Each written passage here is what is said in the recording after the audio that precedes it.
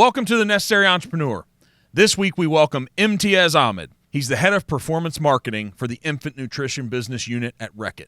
He's a data-driven leader known for delivering scalable solutions, seizing high-growth opportunities, and leading multidisciplinary teams globally. His expertise lies in developing industry-leading practices while also managing end-to-end content, social and commerce experiences for the omnichannel shopper, and driving business performance through digital strategies. He also mentors early-stage startups and entrepreneurs from all over the world, and he's an avid fan of hackathons, which was a great story to hear. His career has spanned across Sydney, London, Amsterdam, and the United States.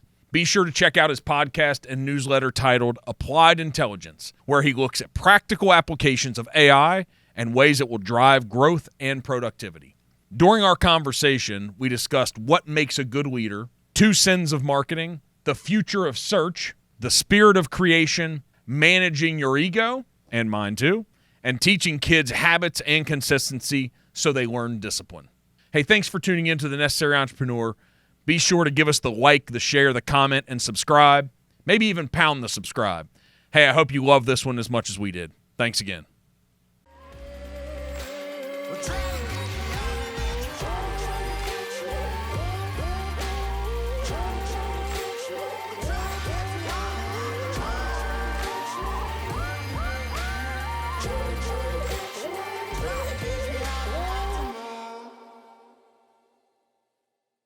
Welcome, Imteaz Ahamed. Yep. Okay, I got it right. Is that right? Yeah. Say it the best way. Imteaz Ahamed. Imteaz. So that is a cool name, man. It's Imteaz. Yep. Ahamed. Correct. That's awesome, man. Do you know what Imteaz means? No, what does it? It means distinction, mark of honor. So, like when you get given a name like that, like your parents are setting very, very high expectations of you from a very young age. But yeah, Are they happy and content with where you've ended up now since the expectations were so high? Initially they weren't. Initially it was, why aren't you doing law? Why aren't you doing medicine? What's this business stuff? What do business people do anyway? And then I think 5 or 6 years into the career, when other opportunities started coming up, opportunities to go global, opportunities to do speaking and stuff like that. And they're like, oh, okay, maybe we should leave him alone and he knows what he's doing. Have you felt those? I have. So you're an Australian, right? Yep. That's the citizen card you carry around the world. Right. A lot of people that I meet that come from culturally from countries where you've been. I just talked about a good friend who he's a U.S. citizen, he was born here, but his family's from northern India. Yep. And he's, of course, a physician and a surgeon. There are these expectations of a high educational achievement and career achievement in some of these fields from those cultures. And to me, I have a lot of respect for it. But it has to be tough maybe to grow up in it if you want to take a different path. It is. And ultimately, especially when when you're surrounded by family and family is so important to you, the expectations that they set for you, you build, it can go either 2 ways. One, it could build trauma over a long time, or it can be a sense of motivation for you as well. So for me, it was very much a sense of motivation. And it also stemmed from having a sister who has an intellectual disability. So she's 30 years old now, but she has a condition called Angelman syndrome, which basically means she's a 2-year-old mentally.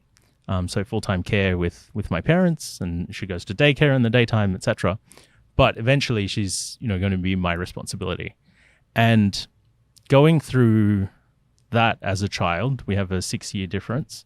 So we found out about that condition maybe when she was 2 or 3 years old and very delayed from speaking, walking, all of those kind of things. Immediately, I knew one day she's going to be my responsibility. So I better work damn hard to make sure that I can look after her and my family as well, right? So for me, that's one part of it. The other part of it was, my parents gave me everything that they could and more, right? So, from no issue in terms of having everything what I needed financially or anything I wanted, it was there. but they couldn't spend the time with me because they were looking after my sister, and they still look after my sister, right? So that kind of builds a sense of resilience and a sense of ownership that I have to get my own stuff done because nobody else is going to do it for me.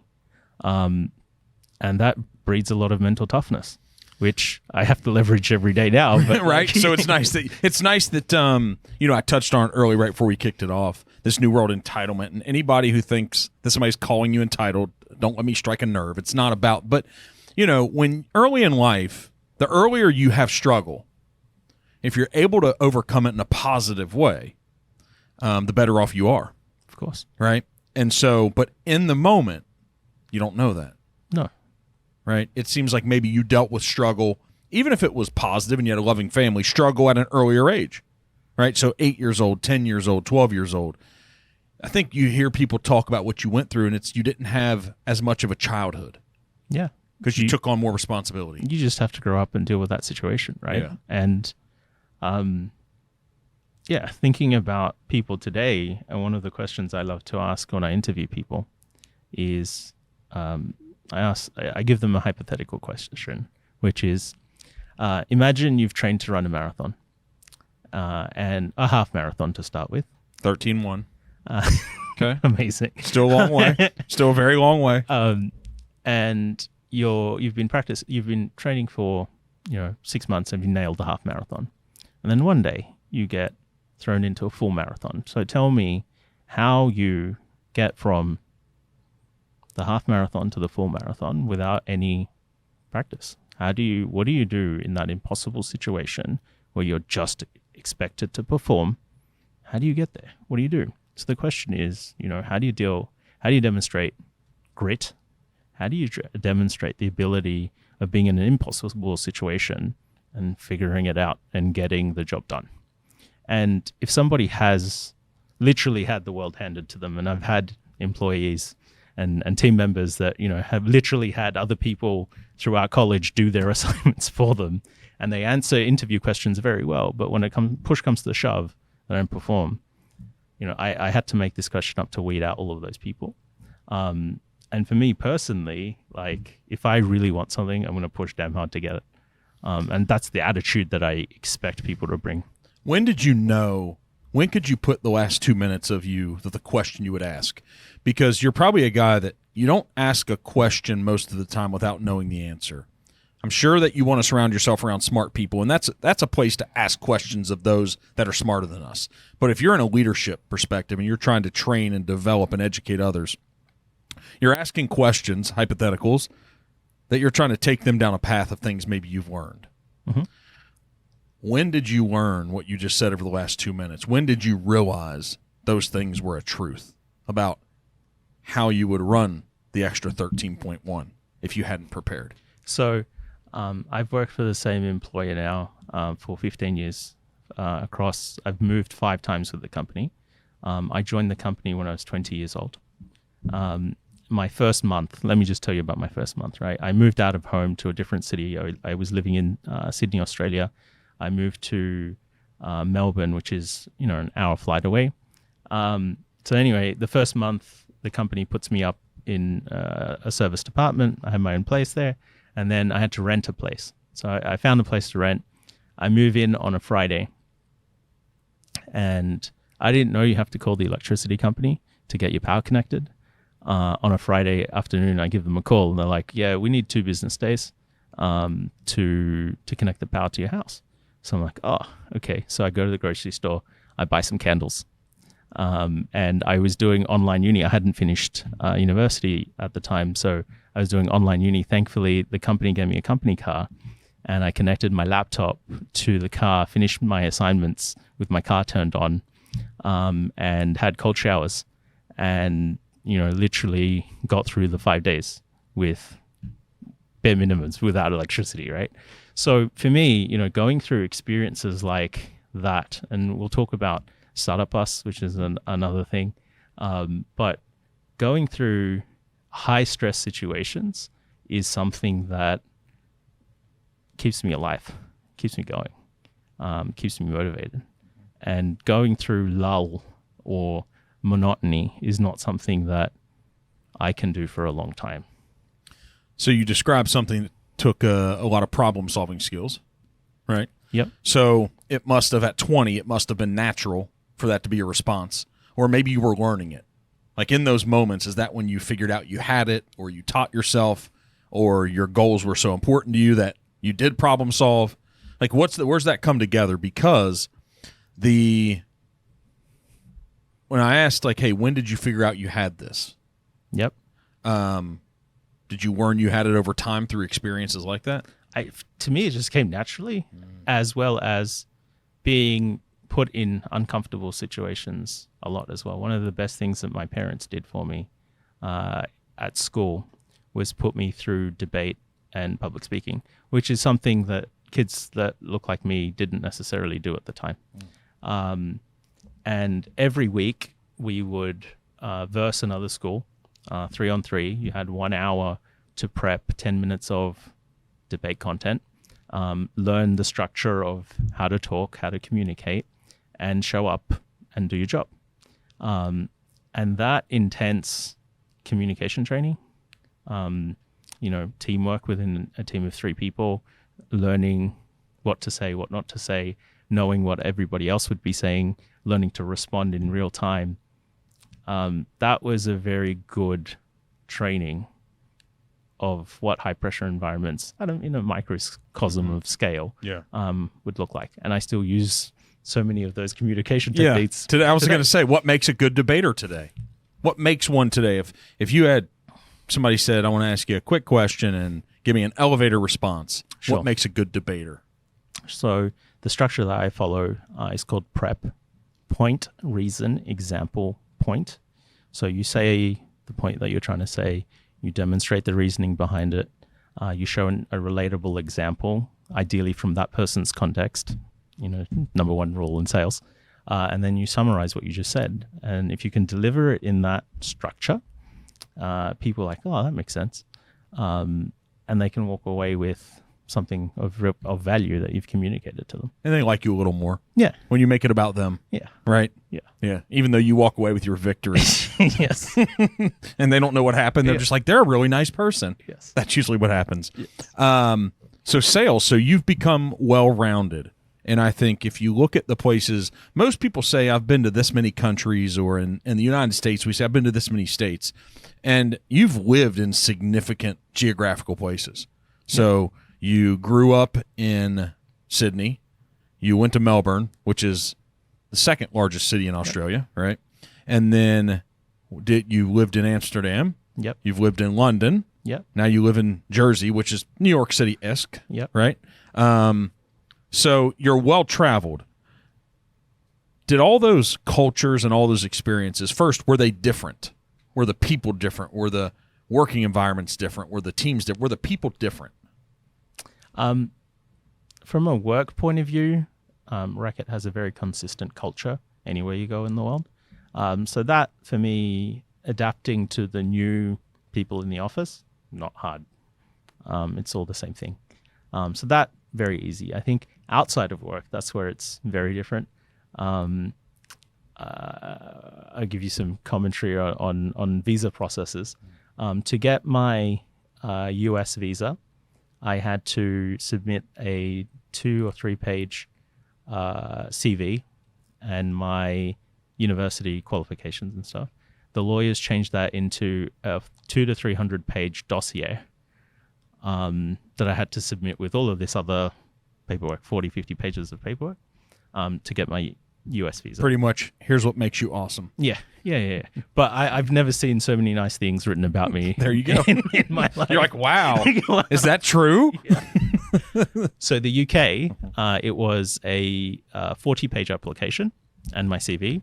The Netherlands was a 2-page application and my CV. So I think America likes to say that we like small government and we don't like bureaucracy when we're trying to get there. But America has a lot of government and has a lot of inefficiency in the system. It's not to say that the Dutch have figured it all out and, the European system is the best system. It's not to say that at all. But, different cultures value different things. And, America's got a lot of positive things about it as well, like the spirit of entrepreneurship and doing stuff for yourself. In the Western world, and I've only lived, I was born in the East, but I've grown up in the West. For that, I really love America in terms of really pushing hard to solve problems, make money, create value. Mm-hmm. I think it's good. It's good to get a perspective of someone else that has really experienced different cultures, more to say, hey, that spirit of who we are, it is strong and it is real. It is relevant because, we can get caught in our own little bubble. I'm sure that Australians think they're the best for some reason. I'm sure that the Dutch think they're the best for reasons. Yep. English think they are. We're on our bubbles, but I hear that consistently from everybody I talk about and that I'm around in business is that this spirit of entrepreneurship, and I almost say it as a sense of urgency. It doesn't feel like maybe, and correct me if I'm wrong, it doesn't feel like Europe has that as much. Like there is a sense of urgency to get stuff done from a business and entrepreneurship here in America. Yeah, I think there's a sense of wanting to create stuff of value and being driven to do so. I think when you have, don't get me wrong, I'm a firm believer in having safety nets for the people who are most needy in our society, people like my sister, for example. But if that safety net becomes an incentive not to do anything, then that's dangerous. Do we have that in America now? I don't know. I think there's still an urge by most Americans to want to do their own thing. But I think the dynamics have significantly changed. I think, trying to hire a 21-year-old now and giving them a $45,000, $50,000 salary when they can become a content creator. That's real, isn't it? Yeah. That's real. They could make a lot more money a lot faster than starting from the bottom. But how many could? You know how there's this 80-20 rule? Yep. Right? So 20% of the people are going to do 80% of the business. And I just see it being applied in so many market-based things everywhere I look. And it could be musicians. It could be business people. It could be teachers. The people that rise to the top seem to be contributing significantly more than the others. Good, bad, indifferent. It is what it is. Do you think that's the same thing in content? Will that same thing apply? I think it's more about what is the size of audience and what is the value that audience brings, right? So, I don't know. You don't need to have an audience of millions in order to make money on the internet, right? What do you need? You just need the value the value equation to work for you. So if you have an audience of say 100 people and only 10 of those are your customers and each of one of those people pay you 10 grand to do something, you got 100 grand right there. It's a lot better than trying to work a 30, 40, 50K job. Mm-hmm. So again, it comes down to what is the value that you're actually adding? How much money do you actually need to make? And what do you got to do for it? Boy, how much money do you need to make? That's a heck of a question. Based upon what? Your goals, your current life, what you're trying to achieve, the future you. Yeah. That's I look at people, I look at content creators, who hang out in Bali saying that I only need like $1,500 a month to live. I'm like, wow. That could be a few phone calls, but I have a family, I have a daughter, there's a particular schooling system that I would like her to go through. So that Bali lifestyle is a bit of a reach for me. But yeah, there are different life choices people are making, and that's going to impact the employment of Gen Z, Gen Alpha, etc. in the future. What if what you're saying, and it's a realization I have about content creation, what do you think drives it? What drives a 21-year-old person, to use your age of that? What drives that person to want to be a content creator versus the traditional way that multiple generations have grown up in this world? I think it's the spirit of creation itself. I'll give you an example. I have a 10-year-old, and when she was 2, she went up to the TV and started swiping it, trying to turn it on, because she was used to an iPad already. Funnily enough, a year or so later, I was in Russia, in Moscow, and I had bought her babushka doll, and I was FaceTiming her, and I was showing her the babushka doll, and she's like, "Daddy, that's a Kinder Surprise toy." And I'm like, you have YouTube Red, which is paid YouTube. You don't see any ads. How did you correlate Kinder Surprise to Babushka doll? And she had consumed content of unboxings of Kinder Surprise on YouTube. And that's how she made the connection between Kinder Surprise and a Babushka doll. So the way, and now, and then we've had Alexa in our house for like 7+ years. So she's very natural with that. And then when she got her own iPad, for her to just turn on the camera and start recording her doing singing videos, or her cooking something or making something, or her doing a piece of art and talking to her iPad whilst record is on, is just natural. And I think, having that access to the technology that allows you to be, or allows you to create stuff so easily, just comes natural to them. Whereas my generation, we were big with MSN Messenger and ICQ and stuff like that, and texting was very natural to us.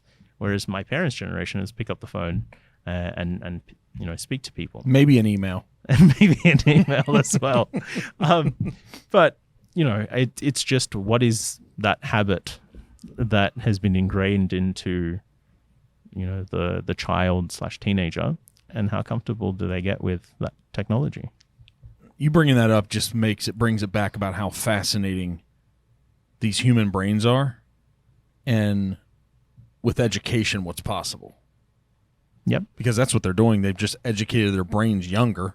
It's like learning a language, right? And so it's fascinating. So what's weird is, to me, as I think through this, how fast the world's moving now. Yep. There are generations that are still going to be in the workforce that are being outpaced significantly around the world by the next iterations of technology. It used to be much slower, and so maybe it was comfortable over somebody over 30 years. They could keep the same job, be in the same industry, and it be comfortable, and their skills were still valuable. I don't know if that's going to be possible over the next 30, 40, 50 years. So I think the skill of unlearning and relearning is very important. So I work in e-commerce, digital media, all that sort of stuff. So the stuff that we were doing 3 years ago, not that relevant anymore. Give me what you think that would have been. If 3 years ago, let's say you're a smaller, let's say you're a fashion brand, maybe 5 years ago you were doing blog content, Facebook, and Instagram. You're still probably doing Instagram, but now you have to shift to TikTok and fast form, short form video content, because that's where the audience is, right? So the way your audience and your target market is interacting with said platform is where you kind of need to be, and everything that you were doing before, not that relevant anymore. Another one, over COVID, dads on Pinterest was a thing. So literally men signing up to Pinterest was growing faster than women signing up to Pinterest over COVID. Because they were already signed up. But, there was a completely new DIY audience in Pinterest, something that if you told me, a year before COVID, I wouldn't believe you. So all these changes are coming all the time. You just need to be able to interact with it. Well, what's coming now is how will search, which is the bedrock of how Google is built, and basically the printing machine of Google, how does that change with generative AI and chat interactions with customers? And how does, I think the adoption of Alexa didn't make as much sense 5 years ago as it could do in the next 2 years. Is it pretty much this, that now, let's just say the fashion brand, since you brought that up. Hey, Alexa, show me the newest popular jeans for under $50. Or am I wrong? Correct me if I'm wrong. Is that how we'll use it? Will we say, hey, Alexa, order me the same pizza I ordered last week? Like, how's that going to work for search to replace me doing this? Will we search verbally? I think verbally and visually at the same time. So I have a a Alexa screen in my kitchen, and it frequently shows me stuff that I have previously bought and repeat purchased, and it just says tap here to buy again. Easy. Or it shows me related stuff that it feels that should go with what I've bought. So if I bought a DeWalt drill, Maybe the bits. The bits. Yep. And that's a relevant thing to show in a visual way. That's what eBay and Amazon does right now, though. Yes. Right? Yes. But it's also, Alexa is prompting me to do that as well. So as she's noticing, I say she, as she's noticing me walk past, she's actually verbally communicating, you've purchased this previously. Does this make sense? Or do you want to also consider this? So is the reason why Alexa is more relevant now because of the increased speed of AI that is being adopted? I think it's the adoption of chat interface as a user experience technology or interaction that people are getting more used to will help the adoption faster. Explain to us layman's out here about the chat interface on how that comes together with all of it. Okay, so right now you're not, the way that you search is very much so you open up Google, you type in the keyword that you're looking for, and then you have your answer, right? In the future, as brands, or as, let's not just call it brands, as organizations and brands come up with better ways of surfacing content to people, people will start to interact with search differently. What I mean by that is, let's say I'm in the fitness space and I want to understand what's the best form of creatine, right? If I'm on a platform, if I'm on a health website or on a health brand, and I've given them all of my vitals, or my bloods, or my health records, whatever, give me a recommendation for best creatine for me. And that could chat through in a chat interface, or it could be, an AI generated avatar as well, could actually coach you through this stuff rather than just, here's a million cheap options of creatine. And that's happening right now because of paid ads on Google, right? Yeah. That's what's happening. So when I search, maybe the product that 1 million people liked over the past week, maybe that's going to rank high, but so are what people paid as well. Yeah. So that's what the money's going to change. So will Google even be Google in a decade? But Google's doing multiple tests from an alphabet perspective behind the scenes. On what is the best way to surface this.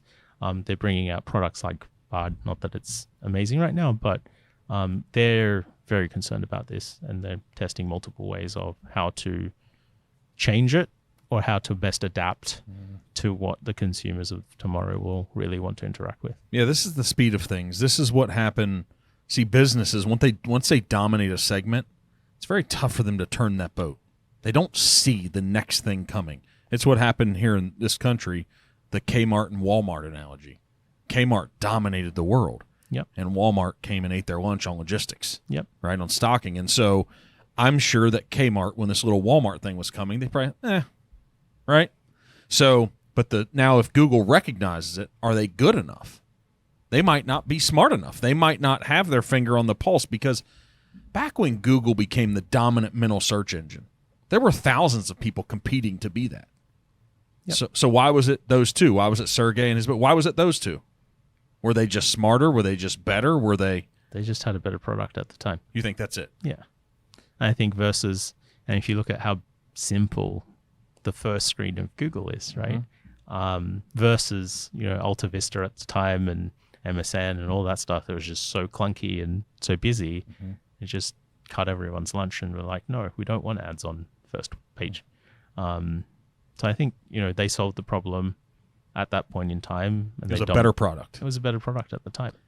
So will a better product still win, or are you gonna have to be better on the content piece? So you can have a good product, yep, but you still have to. Is marketing still going to be as important with the new way we search and buy and shop? And I think where this is shifting now is audience management, and who is in your target market, and how do you build a relationship with them? So in sales, we have people that we call on, people that are existing customers that we're trying to trade up into more expensive products or, bigger value. And then we have prospects and leads, right? So I think instead of just thinking about people as in those terms of existing customers versus potential customers, it's going one level higher than that and saying, okay, I work in the fitness space. I work in fitness nutrition. How do I create content that this audience needs to hear, and how do I add value to this audience in terms of what they want, and how then do I have a suite of products and services that are better than what's available in market. So I think the business model, I mean, we're still making boxes and selling boxes. Yeah. It's what we're doing before that is growing in terms of development. Do you think the influencer value will still be essential? Somebody getting paid $1 million for mentioning the product? I mean, that's crazy to me. Yeah. But will that still be relevant? I think coming back to it is audiences are relevant. Yeah. It's who is in your audience today, how long do they stay for, and then when and why do they exit. So if you're in, I don't know, let's say diapers. If you've got a baby and you have diapers, you're relevant to a diaper brand for 12, 18, 24 months, and then you're no longer relevant for them, right? So you can capture the next product that baby needs. Yeah. But do you have a product to actually service that, right? So, in the US, there's 10,000 babies being born every day, and then there's 10,000 babies leaving the category every day as well. There's only 1% like birth rate growth. So you really don't have that much volume growth for the baby category, but you do have people leaving and joining every day. So if you're running an influencer model, you're only going to capture somebody at any given point in time, and you don't necessarily make babies poop more by doing promotions or activities. There might be a food there. There might be something. So, see, these creative entrepreneurs, you all think of things like that. Like, what could be healthy but make them need twice as many diapers in one day?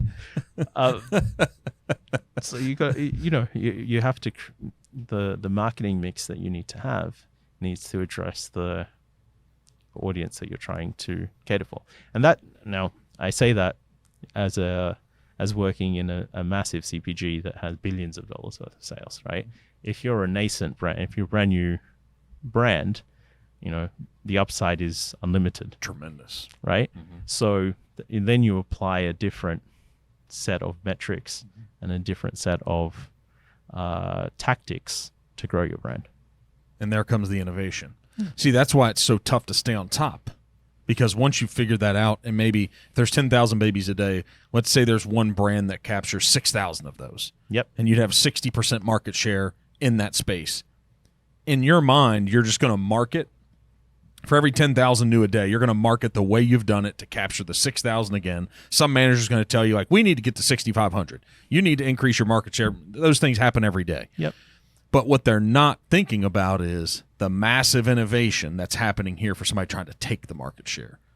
And that's what the Google thing is happening now. I think that's one of the toughest things to do in business, is to be executing on your thing, trying to be better than you were yesterday, but still innovating out ahead of the people that are coming to get it too. What's your take on that? It seems that's tough for me. I don't know if it feels tough for you, but I have a model for this. Okay. And it's typically how I structure my teams. There's three parts to the team. One is your process, back office, day-to-day operational team, who are responsible for keeping the lights on, who are responsible for day-to-day sort of stuff, the things that cannot be missed, right? Then you have a middle team that constantly looks at optimization and productivity, and is responsible for connecting things, so technology. With the current ops, current customers, current operations, right? They're not forward thinking as much. We're getting to that. Okay. The third team is growth and innovation. These are people who cannot do the day-to-day. They can only problem solve. It's amazing if they can switch hats and be executional for a period of time to really understand problems, and really be embedded in a business, but they can't do that for more than 3 to 6 months. But those people are responsible for finding incremental value, designing systems and processes and experiments to figure out what will work, what won't work. And then once that does work, then you bring in the enablement or the tech team to kind of scale it out. And then once it's been working, you find people who can operationalize and let that run until you find the next thing. So if you can structure it in growth, tech enablement, and process, you can call it whatever you want, but it's those 3 key things enables you to run both a operation side of the business to make sure that you're hitting your quarterly targets, etc., and you're doing what you need to do, but also having a finger on the pulse of what you need to do tomorrow. So with startups being so important to you, right? You're really passionate about it. How does an entrepreneur decide or calculate what percentage of funding or revenue gets placed in those 3 pillars? And when it changes, like you have to be that's why entrepreneurs and the high-flying ones are so special, because you have to be multi-skilled, multi-talented, and it's constantly moving, and you have to be more right than you are wrong. So that capital piece. Yeah. There's four stages of a business. There's the create phase, there's the scale up phase, there's the run phase, and then there's the sunset phase, right? To find someone who can do, everyone can do at least one of those things. To find somebody who can do 2 of those things is amazing. To find someone who can do 3 of those things, very rare. And there's basically no one who can do all 4, right? In terms of how to decide where to put your capital, which stage of that journey are you on? Are you on create? If you're on create, then you need to validate your business. You need to work out, do we actually have a market for this? Do we actually solve a big enough customer problem? And is someone going to pay for it? And is this going to be a valuable business? If you're in the scale up phase, you validated, how do we get more people to test our product, to trial us, to get us to higher monthly active users, whatever the North Star KPI is. If you're in operationalize, that's where I've done most of my work. Then you're just 1 to 5% growth year on year, and 5 to 10% of cost savings year on year, right? And then sunset. I've never done sunset. I don't know how to do sunset. You wouldn't want to, would you? No, I don't think I could. Yeah, why not? So that's the 4th thing. Why not? Sunsetting is giving up in my mind. And I've typically jumped into a new project or jumped into a new thing before I've ever had to sunset anything. I've never sunset anything in my career thus far. So you leave while the leaving's good, like Tom Brady. Yeah, I like to. You like to leave on top. Yeah. Okay, but maybe you leave too early. You can't have FOMO about these things. You just every decision you need to make. When you make a decision, there's no regrets. Just go. Just go. So for a equity fund or venture capital, or they're kind of all doing the same thing. Private equity, venture, it's all the same thing, right? Yep. There are people funding businesses for a 5 to 7 year good ROI, and they're going to move on and just do it again and again and again. When do they want, at what segment? They don't want them in the sunset phase. Mm-hmm. They'd prefer not to find them in the 3rd phase because that's really expensive. Mm-hmm. So phase 1 or 2? I mean, that comes down to what's your appetite for risk and how much do you believe in the founders and the founding team and what they're doing. It's about the people, right? Yeah, it's all people. That's what you hear about the high. It's like we've learned it's about the people. Yeah, because there's a million ways of doing search. Why Sergey Brin and Larry Page, right? Yeah. Were they Stanford guys? Yes. Yeah. Okay. Yeah. So there's a million ways of doing the same thing, and there's a million ways to do ChatGPT. There's a million ways to do so many other things. It's fundamentally who is going to deliver it and make it something game-changing. Elon's pissed about ChatGPT. He's pissed because he said he created it as a nonprofit. Yep. Because he funded it with like $50 million, and he started as a nonprofit. And I just got finished reading or listening to his new book. Yep. And he's pissed. So he just countered it and created his own. But who's the guy who is the CEO of ChatGPT? Altman. Yep, Altman. Sam. Yep. Sam? Sam Altman. So him and Musk were buddies. Now they're not. Yep. And he said, how can you take a nonprofit? I funded it as a nonprofit. How can you turn a nonprofit when you find scalability that you could make tremendous, then flip it to a profit? He's like, how can you do that? So that's fascinating. So they must have seen something. Yeah, Musk getting too happy. He's a little upset right now. Yeah. That's not a guy. He moves on quick. That's not a guy I'd really want upset with me. Me neither. Why not? Yeah. I mean, the amount of, the intelligence is given, right? But like, when he wants to do something and he puts his mind, capital, and team, he doesn't do it alone, behind it, they go after it. So, yeah, what is that about the team? Because whether people like the Twitter thing, now what's become X or not, what he found is that he got rid of 80-90% of the employees, but he brought in at 2 or 3 significant times his team from SpaceX, from Tesla, and brought them in because they were trusted. Yep. So what can we learn from that? So I have a rule in my team, which is if you're 50%, 51% sure about a decision that I will make in your favor, assume that I've said yes and move on. Don't wait. Never ask me permission to do your job. And just assume from day one, if I have hired you, you have 100% trust. You don't have to earn my trust. If I've hired you, you've gone through my vetting process, and I inherently trust you like you've been on my team for as long as everybody else has. And that level of autonomy that you unlock gives people ownership, gives people authority, gives people power to really do their job and do it really well. So if I'm on your team and you say, if you're 51% sure, yep, how would I know 51% sure? Is it going to get us in jail? That's 49. Well, what is the severity of the decision, right? And is it within your remit to make that decision? So, for example, if it's a budgetary thing, if let's say our budget is $100 million and it's a $100,000 decision, it's very small. Don't ask me about that. Yeah. You just wasted my time by asking me this question. But if you have a $100 million budget and it's $50 million out of a $100 million budget, then you should speak to me before you make a decision. Yeah. Maybe even $1 million or $2 million. Yeah. Maybe. Just depends on the impact that will have. And I guess if they've made it through your vetting process, they should know you well enough to know what 50% one assurance is. Yes. Right?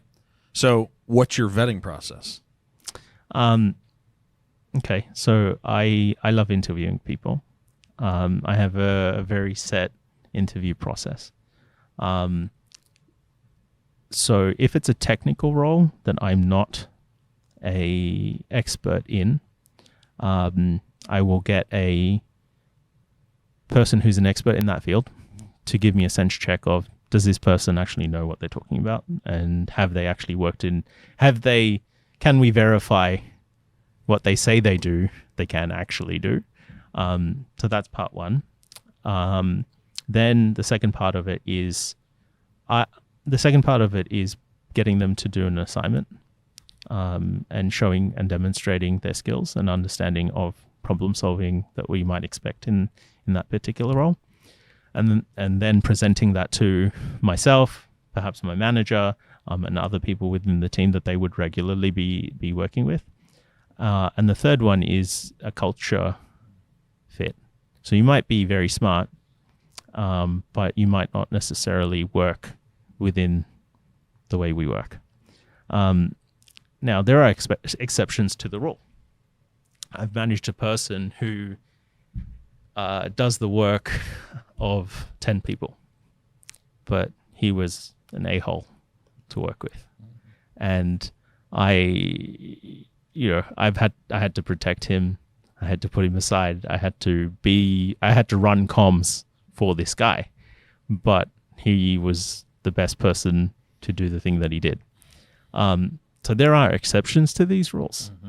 But if you're in a key leadership role within a team and the expectation is that you manage people and you have to manage other stakeholders, internal and external, there's a certain level of behavior, communication style, attitude, culture that has to be consistent. What makes a good manager / leader in your mind for a company you're going to run or a company you're going to fund, or what can you articulate that? Yep. So one is they must be great with people and be able to give trust to people. Two is they need to be able to fly at 30,000 feet and then also be comfortable at being 1 foot off the ground if they need to be, right? And then three is master communicators, right? So if you cannot communicate to your team, but also your external stakeholders as well, then you're going to struggle to be a leader. So that's it for me. But for me, it's also when people aren't doing well. There's one of my favorite books. It's called The Hard Thing About Hard Things. It's by Ben Horowitz, one of the Horowitz founders, Andreessen Horowitz founders. There's a huge VC fund. Yeah. Great book, must read for business people. There's a section in that book called Good Product Manager, Bad Product Manager. And it's only like a 2-page document that Ben Horowitz put together when he was running a product team. And he had, I think, 16 or so, I'm messing up the numbers, but he had like 16 or so product managers. And he wrote this thing called Good Product Manager, Bad Product Manager, where he literally the document reads as a good product manager does this. So it could be takes detailed notes during meetings. A bad product manager doesn't take notes during meetings and then forgets half the work that was committed to. And it's a series of these good statements, or good behavioral statements and bad behavioral statements. And he gave it to his team, half of which I think he believed were not good people that he wanted to fire. So of the half, I think 6 of them changed their behavior because it was very clearly communicated to them what was expected of them. 2 of them were useless and needed to go anyway, and you can't save everyone. But when you clearly communicate what you want to somebody, and they can't do it, and they can't put their hand up to tell you that they can't do it, and you're constantly having to jump in and help them out to do their job, then that's wrong. Yeah. So I think at times in those scenarios, we're doing them a disservice by not leading properly, by not handing them the book. Yeah. Right? And you might say, hey, listen, you've seen me do this for 3 years. Well, something's not clicking. Seeing the modeling, it's just not happening. But hey, maybe read this. Maybe you can understand it in a way that maybe it's not coming from me.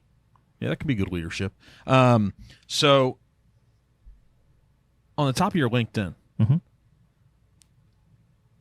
I'm always willing to expose my lack of intelligence here at times. So IA squared I. Yep. Applied Intelligence is my podcast. Yep. Yeah. So that's the most significant 4 letters on all your LinkedIn. Yep. Why? For me, I've been given many gifts in life. Great education, great family, great opportunities to see the world, great opportunities to do great work. I've been working with a coach on what are the five most important things to me as an individual, as a human being. One of them is contribution. And for me, doing the podcast and applying my intelligence, applying the networks that I have and the stories that are within the people that I know, and sharing those stories is very important to me, because I think we only have, as humans, a very short period of time on this world, and even shorter to be productive. Yeah. I mean, and we sleep for a third of that, and we're asleep as well. So, and that's productive. But for me, it's contributing and making this world just that little bit better than what I came into it as. That's all I can do. Do you think that impact started with the experience with your sister? For for sure. That plays a part of it. My faith plays a big part of that as well. But ultimately, being good things happen to people who do good. And, if you just contribute, it feels a lot better to be able to do something meaningful of value than it does to make another $100,000, $1 million, whatever it is. Like, once you go past that certain threshold of money, you know how to do it. Yeah. And it's not hard anymore. It's just how much time do I want to invest in, or how much time do I want to expend in making more money versus doing other things that actually bring me happiness and joy. Yeah. I think I wrote something down on a board last week in front of 30 or 40 people. I was having a development class here, and I said, for me, the important thing to me was just freedom. Maybe that's an American thing. But freedom is just me being able to call all my shots all the time, having no handcuffs. Yep. Finances are a big part of that. Yep. Right. But intelligence and education is too, being capable. But I wrote on the board what my value system was. There's two things. This golden rule. Is the golden rule applied around the world? Treat people the way you want to be treated? Yep. Okay. And so people are trying to change that now. They're saying treat them the way they want to be treated. Yep. That's different. I guess if you're a good person, you know how to treat people well. But I wrote on the board and I said, let me just explain to you how I think I achieve freedom. It is, I choose to exchange my time and my comfort, and the more I do that, the more freedom I'm going to have. And so that's it. Once you figure out how to do it, how much more do I want? And what does that freedom algorithm mean to you? How would you articulate it? Because you said once you make $1 million, maybe you want to make $1 billion and give it all back. Maybe you want to change the world. How would you talk about that? If I'm saying my algorithm is freedom, once I get there, I'll help change the world, but I'm exchanging my time and my comfort to have that. Does that do anything? Does that mean anything? So for me, I have my own BHAG. Yeah. In terms of financially what I want to achieve. Okay. And that's in a family office structure I'm starting to kick off and I'm doing for myself. There are steps to getting there. It's going to take time, but that's a goal, and there's work that's being done to kind of get there. That gives me the ability to do all the things that I want to do, and including coaching people, helping people, specifically people, entrepreneurs who are launching and doing business. But for me, it's constantly taking steps there. There's a concept called being in permanent beta. So when someone thinks that they've hit a weight loss goal and not realizing that fitness and health is a constant journey. You don't just stop going to the gym once you've hit your goal weight. But we want to. You can't though. It doesn't just stay there? No, it goes back. Goes back straight away. There's an Australian statement, straight away. There you go. So once you realize, that life is a journey, no matter which stage of journey you're at, you still have to keep going. You still have to be doing those good things. Well, we don't have to. When I say good things is you have to do the work that is meaningful to you, right? So whether that's... We should. You don't have to. Of course you don't have to. I mean, you can give up. Yes. Your argument is you should. That's Yes. your have to. Your brain says have to. Yes. Right? For those that don't have the brain wired up that way now, if you were coaching them, you would say, based upon the things that you are articulating to me, you should. Right. And if you want to achieve that, you have to. I surround myself with people like me. Yeah. So I don't know any other way. Yeah, what about that team? What about how important is it to have a team like Elon has his team? No matter where he goes, it could be buying the solar company. It could be, I read today that Starlink right now, it's a part of SpaceX still, the Starlink satellites, they believe between 2025 and 2027 that will be a spinoff and go public and be worth 300 to 500. I went, 100 what? Million? Billion? What is going on here? I think Starlink, it could be become one of the most profitable companies ever. It's going to connect the world. Yep. And I believe that Starlink controls something like 50% of the satellites Okay. that are up there. And so I'm thinking that's fascinating. And no matter what company he runs or starts or acquires, he has his trusted people. So how important is that? You said I surround myself with like-minded people. Mm-hmm. I'm assuming that Elon surrounds himself with like-minded people. People who are also not afraid to challenge you in the right way, right? So the high school that I went to, it was an academically selective school, so you had to do an entrance exam. Public school, government school, not a private school. You had to do an entrance exam to get in. Top 1 to 2% of kids get into the school. So when I was 17, 18 in the 12th grade, to give you perspective of some of the kids at the school, we were 17, 18. We had a 12-year-old kid in our extension to mathematics, which is like complex numbers, conics, basically rocket science class. Physics. Yep. All that stuff in our class, a 12-year-old. And he ended up being like third in the state and then went on to do his PhD in pure math by the time he was 15. And went to Oxford or something in England. Now he's a professor, yes. There you go. Right. But that was the level of intelligence. I'm nowhere near that, but I'm at my school. I was middle of the pack to like third quartile, not at the top. But still highly intelligent. Yeah. That was the group that ended up there. Yeah. So for me, it was more about how do I leverage the expertise of all of these people around me? What are the, as a master communicator, someone who knows how to connect dots, how do I take the best from the individuals that I'm around? How do I disassemble the problem, disassemble the political challenges and the people tension, work out what we're trying to achieve, and get everybody on that journey to getting there? And that's what I've learned, and that's what I do now. So, if there is a particular problem that we need to solve, I want to be able to get the best people in the room to solve that, and then individually get to know every single member of that team, work out how I can make their strengths shine, how I can make them feel heard, how I can make them feel like they're contributing to the solution, and then build from there. So identify the problem, solve the problem, and communicate and motivate people to do it with you. Very simple stuff. It's Right? not very hard. Right? Yeah. You've taken a very intentional approach to your education. Yes. Right?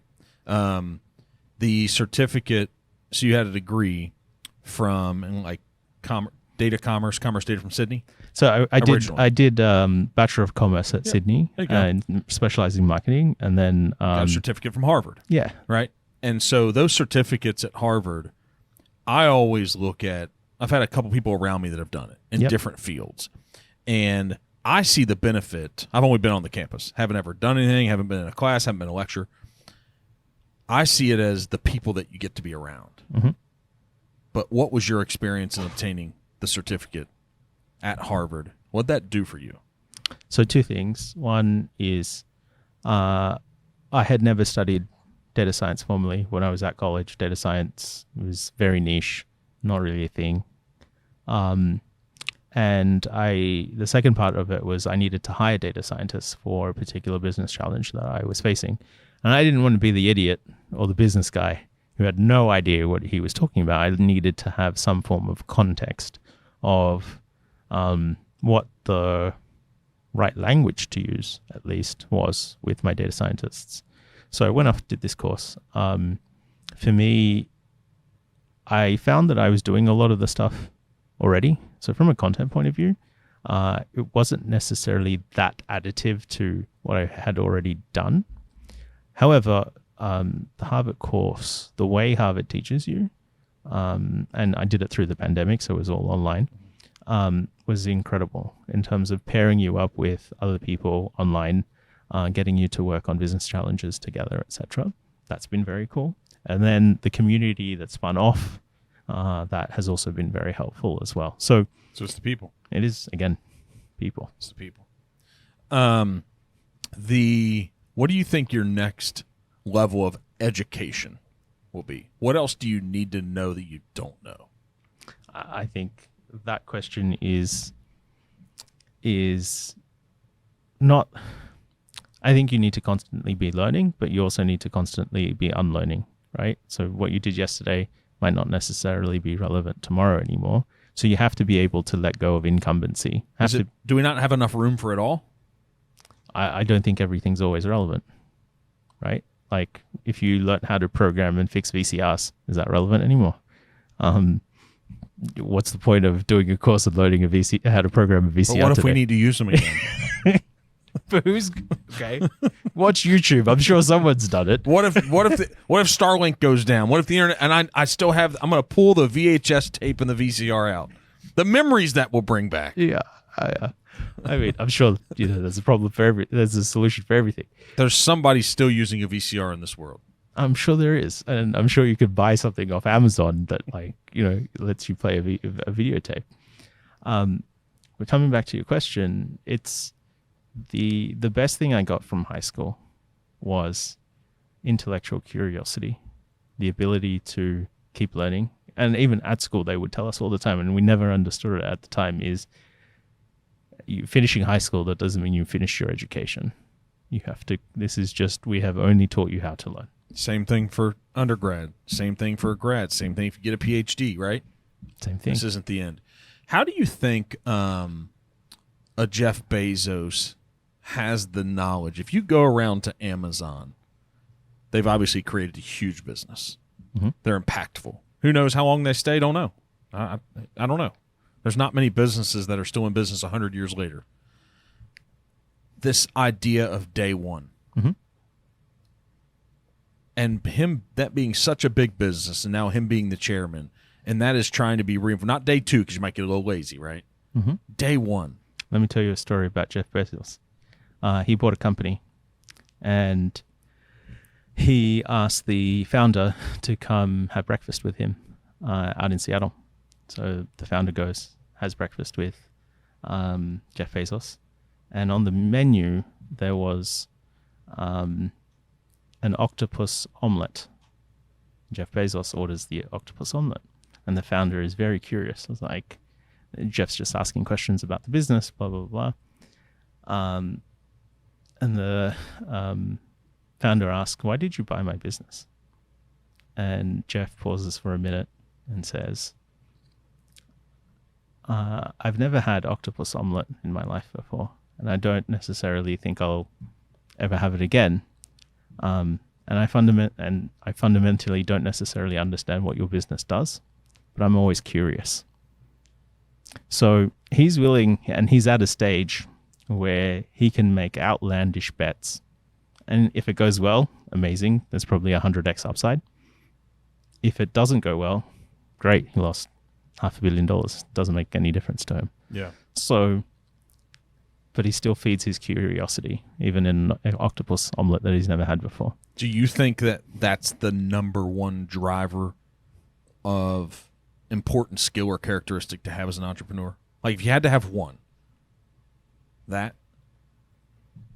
Again, it comes down to what business are you running, right? If you're a tech business, that's very different to running a service-orientated business or a real estate business or, it's what are you gearing your business towards, and what does the success metric of that business looks like? For me, I mean, I'm constantly curious about technology and how we apply technology to solving business problems, right? You'd make an argument that data is everything, right? Yeah. I'm putting words in your mouth, but I would assume that. There's a balance between art and science. Okay. When it comes to data, and specifically within media and marketing. Where's the art, the creative piece? Yeah. You can't. The two sins of marketing. I love this statement. There are two sins of marketing. One is having great creative that no one sees, and the other one is having shit creative that everyone sees. So, So be perfect? Is that what you're telling us? Be perfect? I'm not saying be perfect. I'm saying, and there is a value of launching something at 80% rather than 100%. Or 51%. That's a decision. That's not creative. I'm very particular about creative. Okay. But yeah, like there is a value to launching things ahead of time and learning from that. And Don't get me wrong about like no stresses about learning cycles.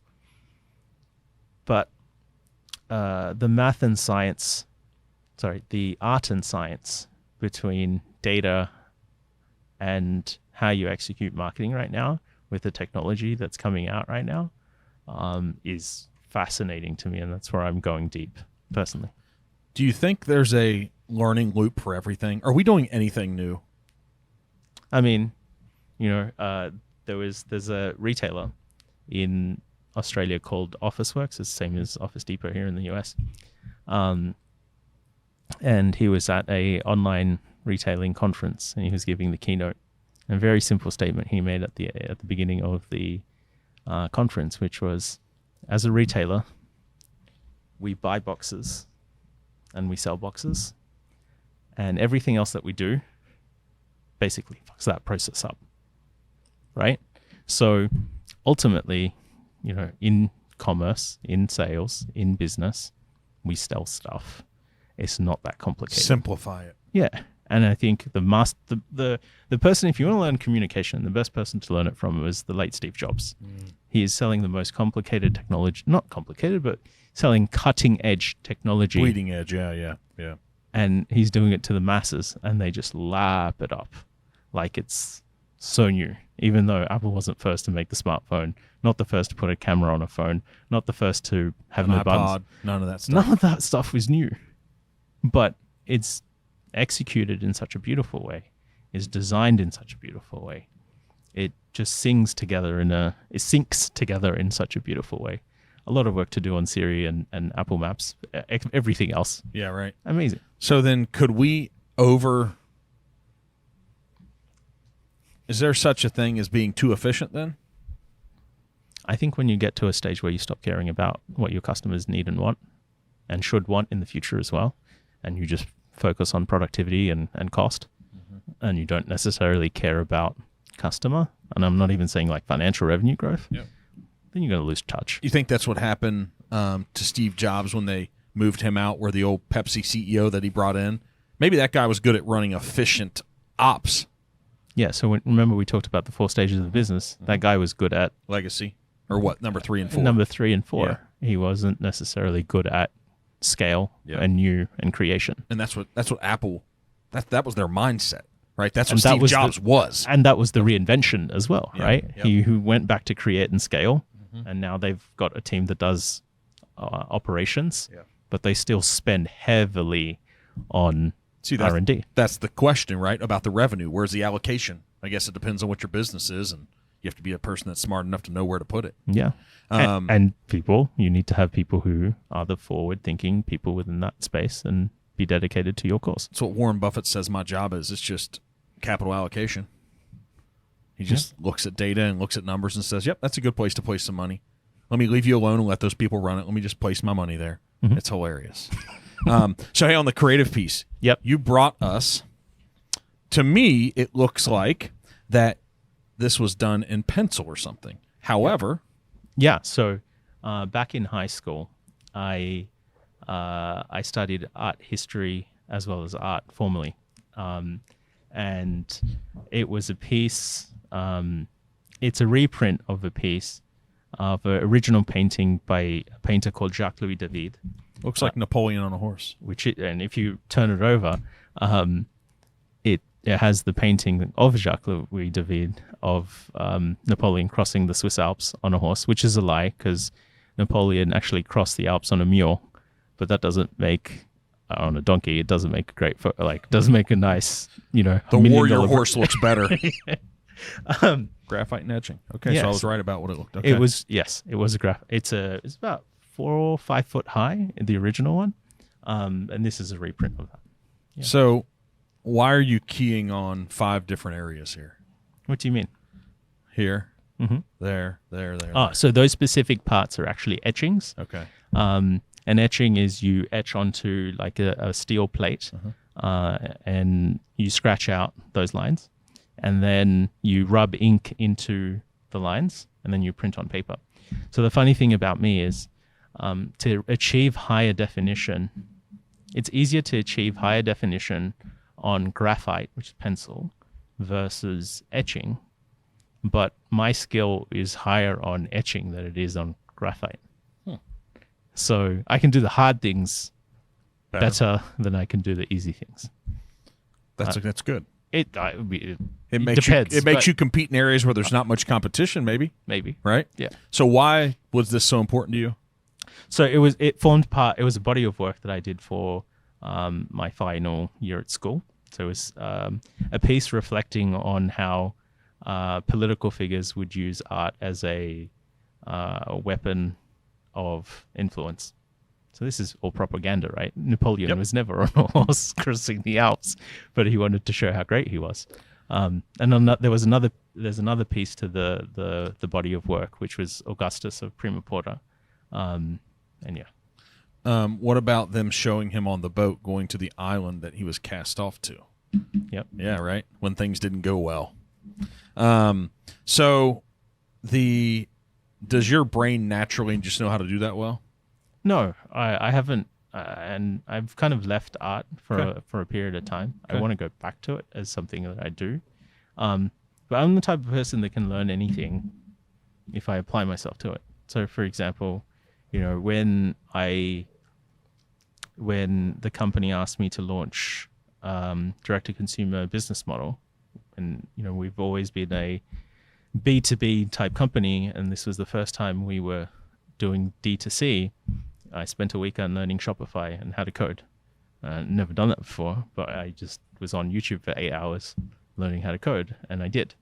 So unlearning, relearning, and picking up new things, and having a system to kind of do that and a process to do that and the attitude to do that is what I just do.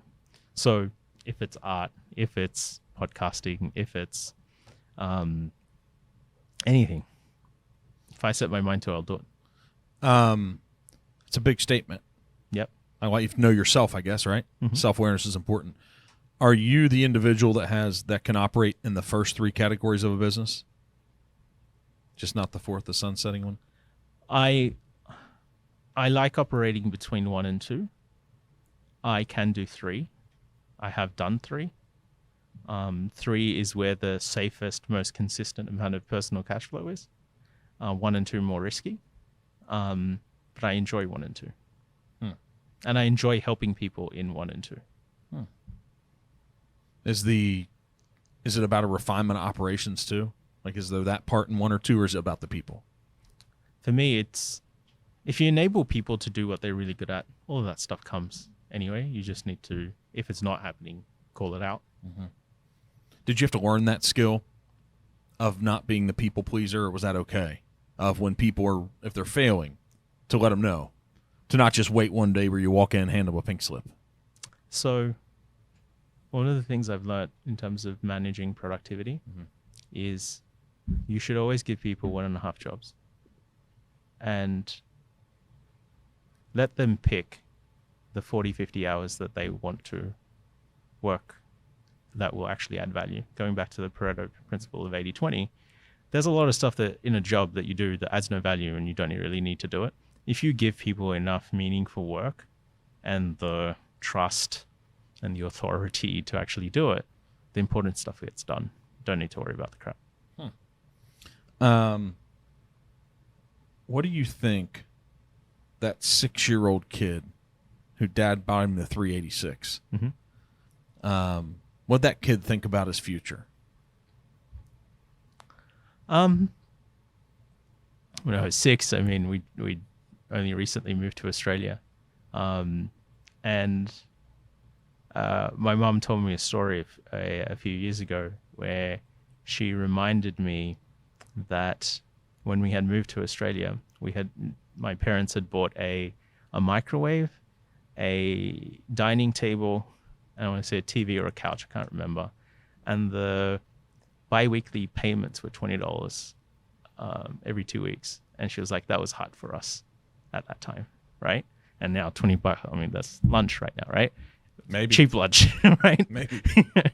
But that, at the time, when you're 6 years old, you have no context of what your parents are going through and what you're going through in life. You just, trying to be a kid, be happy. But going through the struggles that my parents had gone through, still go through with my sister, kind of just forced me to grow up in a way that it just happened, right? So that was powerful, and I reflect on, how much grounding I had to do as a child to deal with that situation, and still think about that situation. And I use that as positive motivation today. I'll use a term of 70 years old. Mm-hmm. Who knows? You'll still be grinding in data at 70, probably. Probably, right? Swimming in it. Where do you see yourself at 70 and happy? 70 and happy. Okay. I have a goal, which is, do you know what a yurt is? Yes. Mongolia is really powerful with yurts. Yeah. They actually live in them all the time. They had to live in them Yes. all the time. So there's two things here. We'll talk about the yurt first, and then we'll talk about the second place. I would like a yurt overlooking, on a cliff face, overlooking water, a body of water, like an ocean. And every morning I want to walk to this yurt. And inside that yurt is fully decked out in red Persian carpets, Persian rugs. There's a fire in the middle of this yurt. And that yurt is also my library. So every morning I want my cup of coffee overlooking the ocean with an open fire, with a book, looking out to the ocean. That's one. The second one is in my dream house. There is my office, my creative space, whatever you want to call it, wood paneled all throughout, 30-foot ceilings, wall-to-wall books, dark wooden floors, big Persian rug, green leather chair, with a massive lamp on top of it for reading books. And every day I go there, have tea and read. That's what I want. A lot of books. Yep. Why? You can get lost in books. And for me, it's a balance of reading and consuming knowledge. And now it's also about creating and sharing that knowledge as well. What will you do with it then? Will you just keep the knowledge then? No. So but at 70 or 80 in the year, I want to teach at that age.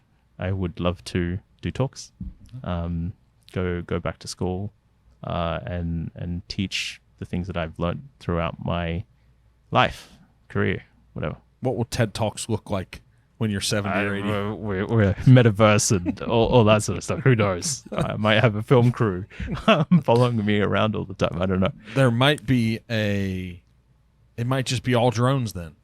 We might not even be connected. They might just follow us around, documenting everything we do. Everything, yes. And that feeds down into a program that automatically creates the best content and posts it and nobody touches it.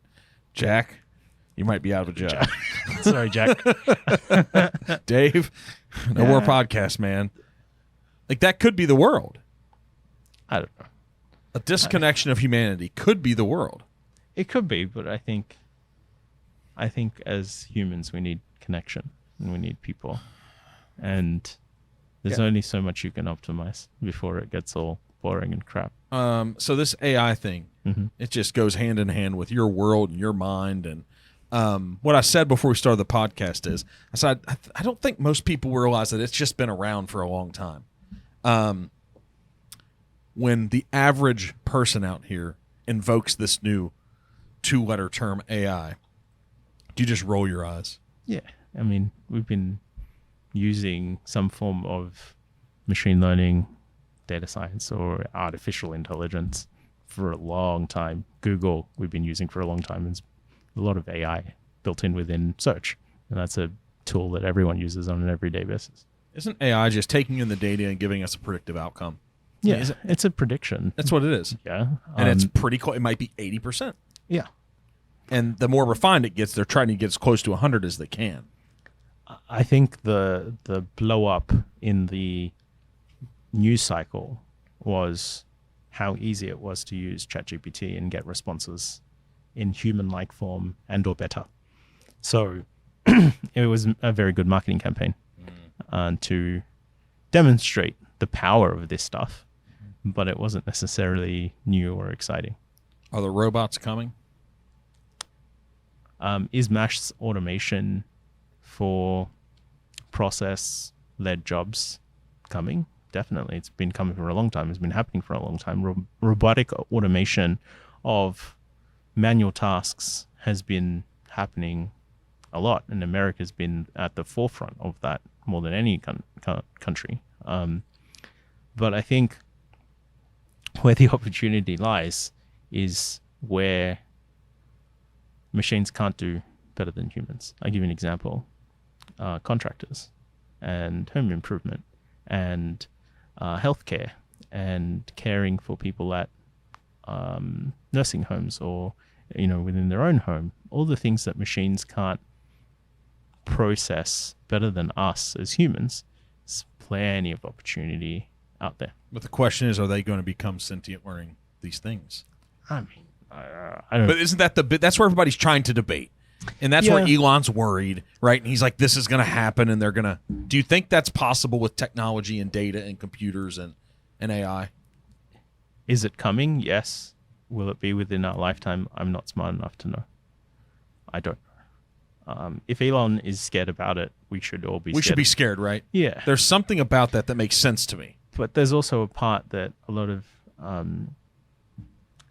the fact that the technology companies who are mastering this space asking for regulation is also a worry sign. Yep. That it's kind of like, how do we build moats around this sort of stuff to ensure that we control it? Yeah. Or we, as in the big companies, can control it.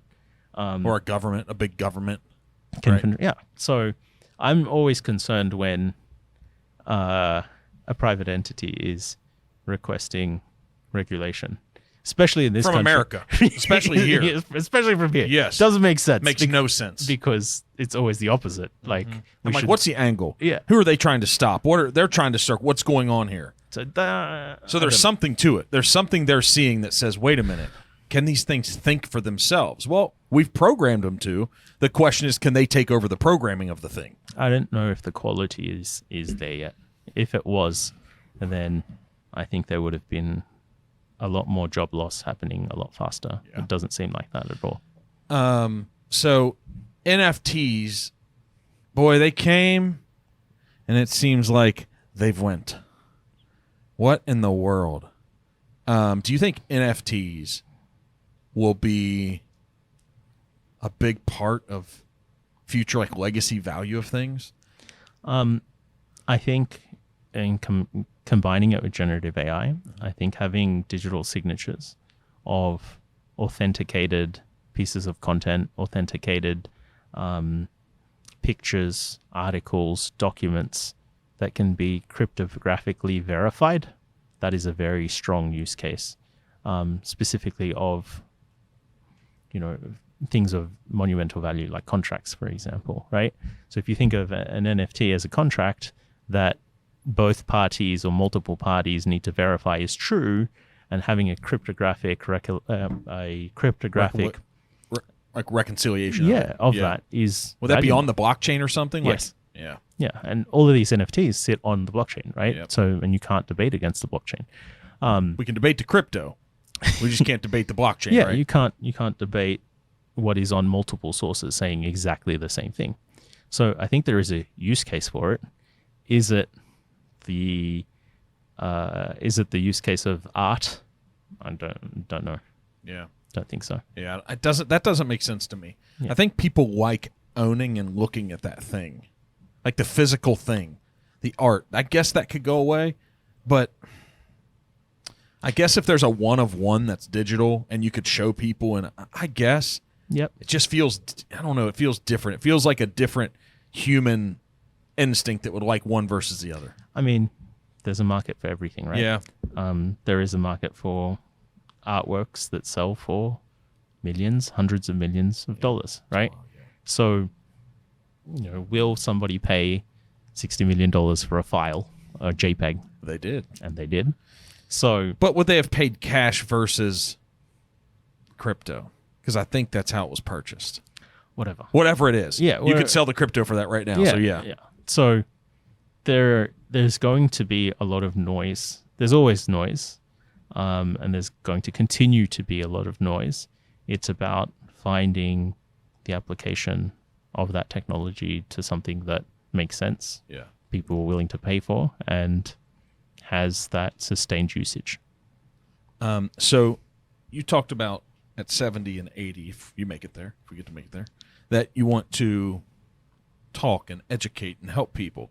But there's something that's important to you about you want to help people think bigger and realize their full potential. Mm-hmm. Why is that last part? Like, think bigger. I think a lot of people think bigger. There's a lot of thought. There's a lot of ideas in this world. But then realize their full potential. Why? I think one of the,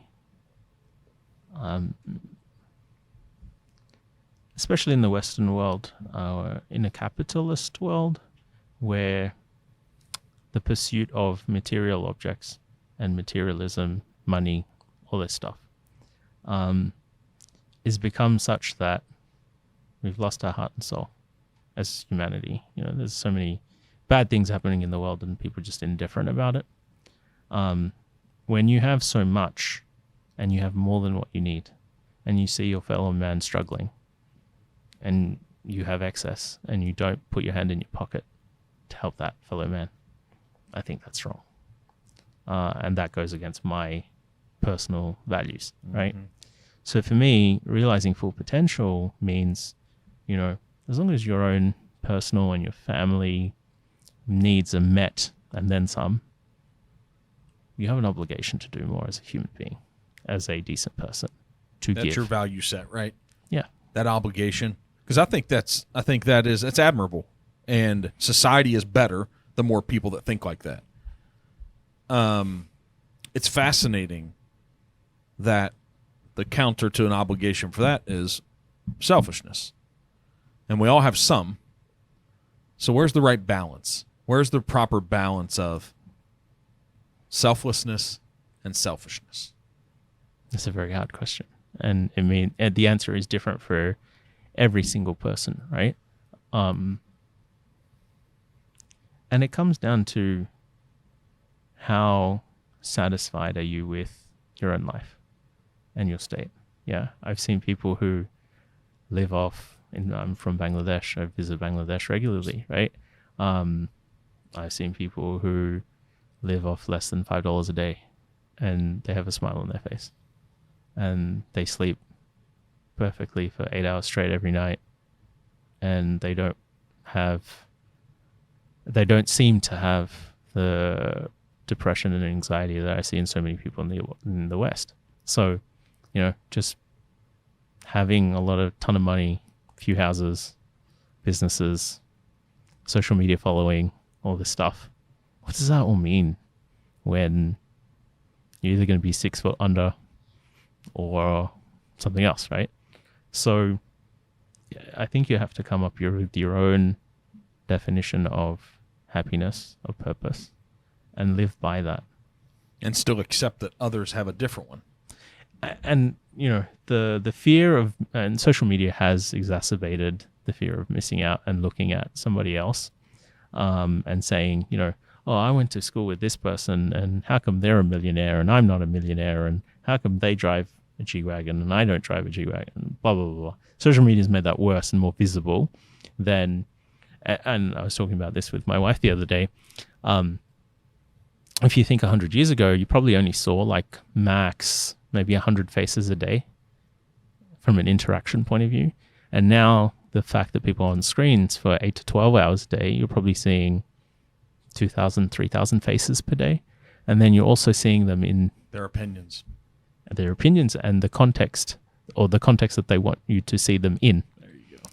And that's just made people amazingly resentful, jealous, selfish, and more internally focused than externally focused, and pushed people away from building villages and communities and being, well, I need to focus more on myself. So what's the hack to that? Because I do think there's a lot of intelligent people who share that same exact sentiment.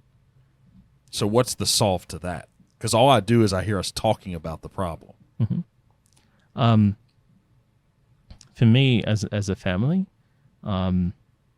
it's limiting our screen time and being conscious of that. We also do book club.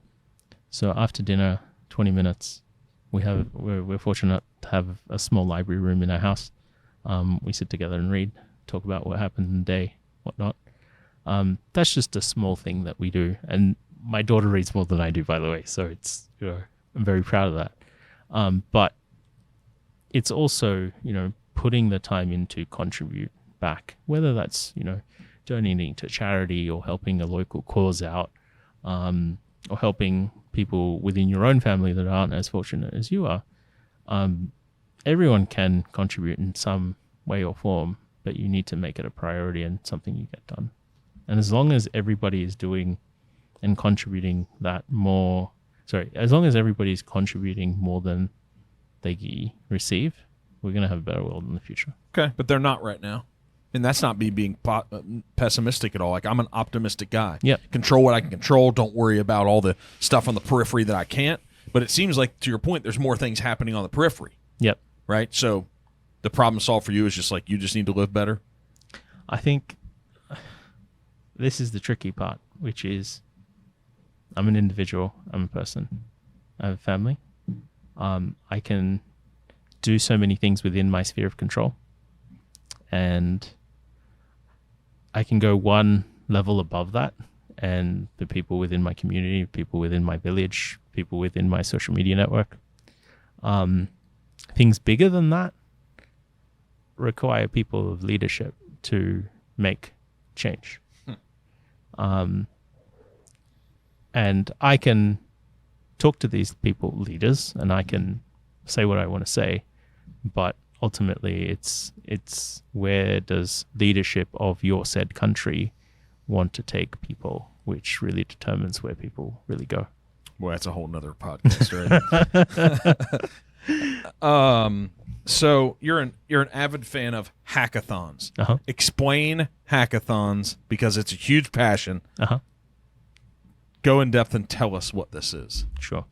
So back in 2014, I was a sales guy, and I was transitioning into e-commerce. So I had no idea what e-commerce was at the time, and had no background in digital marketing, whatnot. I only got hired to do e-commerce because I was good at Excel and PowerPoint, and my manager at the time thought that was appropriate to do e-commerce. I'm like, okay.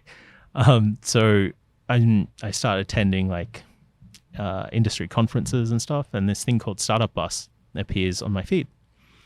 And it was running in Australia for the first time. It's a competition running in Australia for the first time. It had kicked off in the US, I think around 2012. And the first Startup Bus was between San Francisco and South by Southwest in Austin. And funnily enough, the co-founders of Instacart meet on Startup Bus as well. And we all know that story of where Instacart's gone now. It's bees. It's billions. But what Startup Bus is it's a hackathon on a bus. You have 72 hours on a bus. You have to build, create a product. You have to launch that product. You have to get paying customers, and ideally raise funding to validate and get started on your product. So there are three types of people on the bus: a hacker, hipster, and a hustler.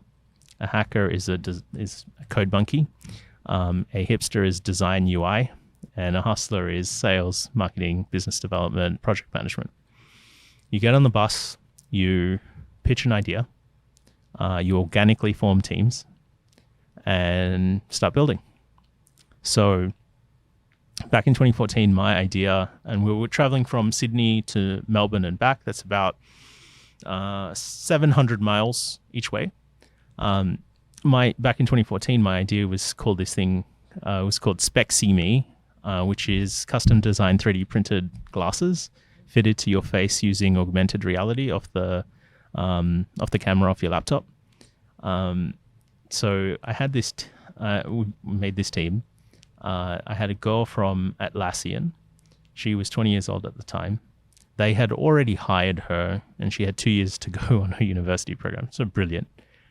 She had found open source software from Ray-Ban, allowing you to put glasses on the face on a browser.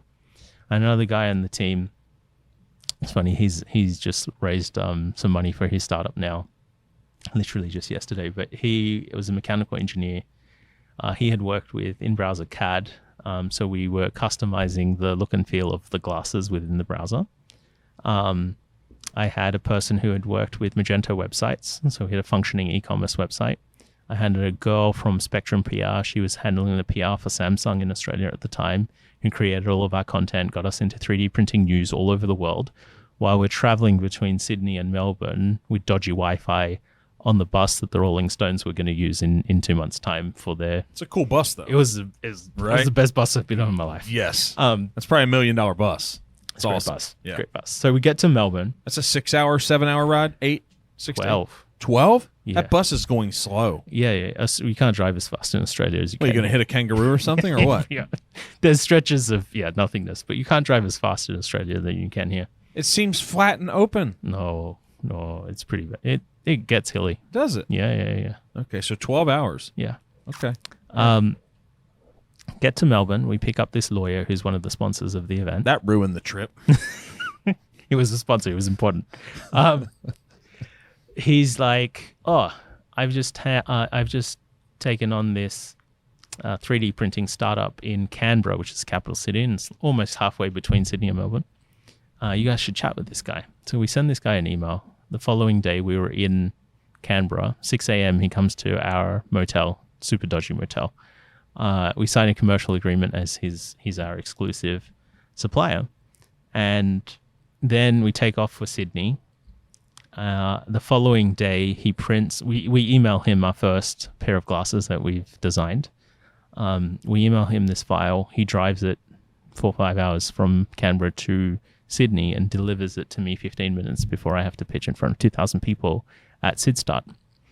So, after that, we didn't win the competition. A solar startup won the competition, but my co-founder and I, we tried to launch the business. We tried for a few months. He had to leave back to France, just made it pretty complicated to get started. But for me, the key learning out of that was if you can make decisions very quickly. 72 hours, man. You're creating a product. Yeah. So and we had paying customers, and we were hustling people for funding, and I raised money. Shut the business down before the warranties kick in. So anyway, what you learned from that? Sorry, I interrupt you.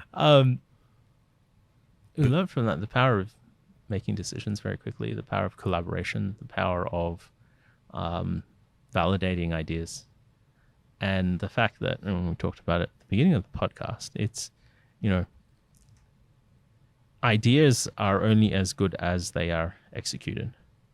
So if you can execute stuff very quickly, validate them very quickly, low cost, low risk, going back to 51%, the 51% rule, you can get very, very far. So I took that concept, of the hackathon concept, and then internally at my company, we started getting cross-functional teams together to do hackathons where we would look at a certain business problem and then spend 48 hours just trying to solve that one problem cross-functionally amongst multiple different stakeholders with very different views, and then go to senior leadership and said, this is a problem that's been kicking around for the last year.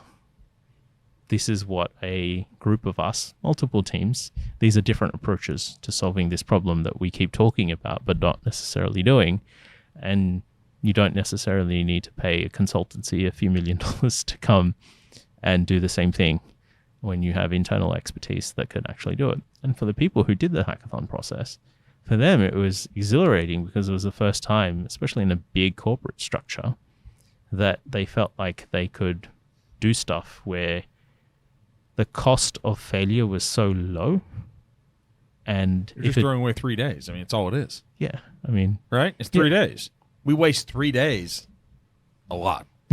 Exactly. Right? Yeah. So, but it was also an opportunity for them to learn the process.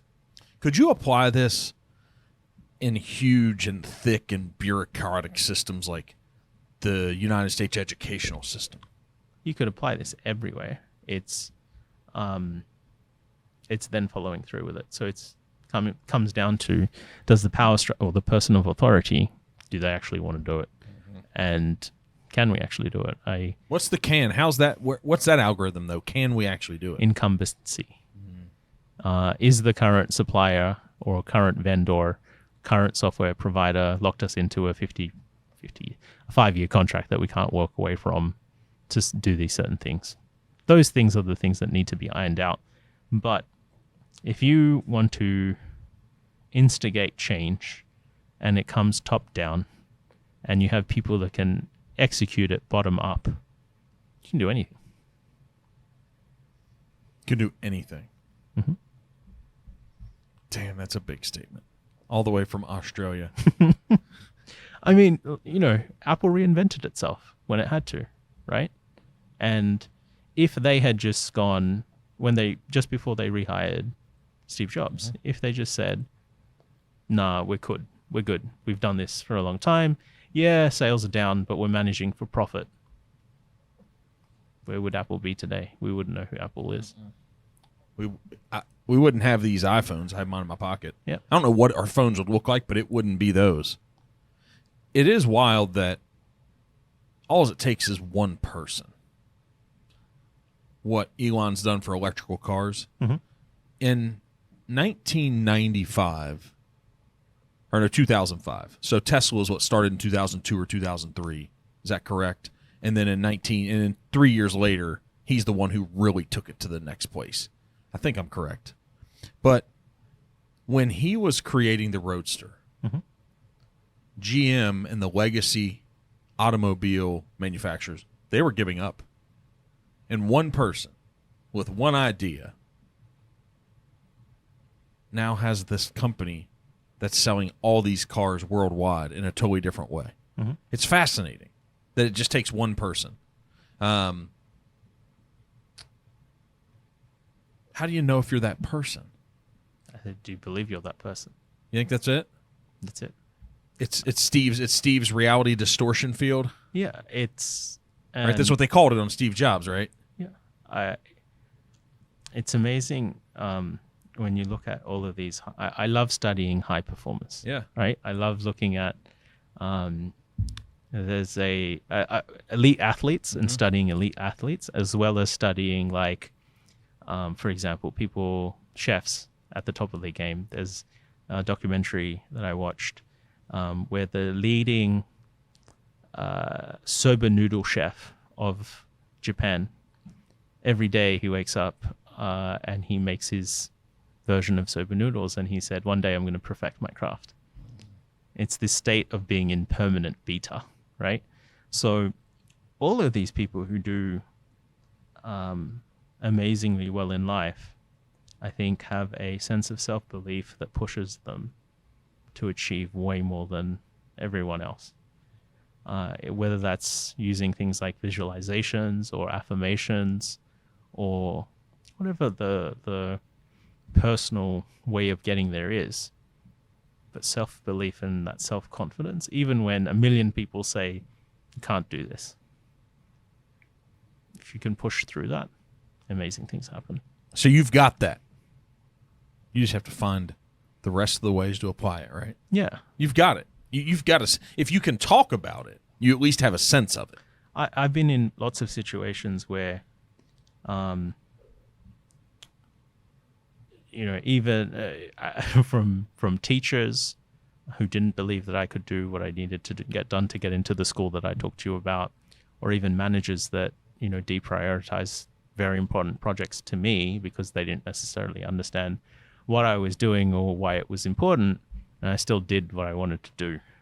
I still made them happy and tick the boxes, made sure job got done, but my priorities, I believe in my priorities, and I still do what I need to get done. So if you just want to tick if working for you and a job for you and a business for you is ticking the box, making some money, going home, checking out, great. But if you want to operate at that elite 1%, or 0.1%, different mindset, man. Totally different. Totally different. Earlier when you talked about this school that you had to test into, it was important to you for me and us to know it was public and not private. Yep. Why? When I got my job and we went on a conference and there were multiple people, we had a debate and there was a business issue, and then not randomly, people we formed teams, and everyone had to get up and speak. And someone made a comment that, this particular team, everyone went to a private school in that team. And I was like, I didn't go to private school. My parents didn't have the money to send me to private school.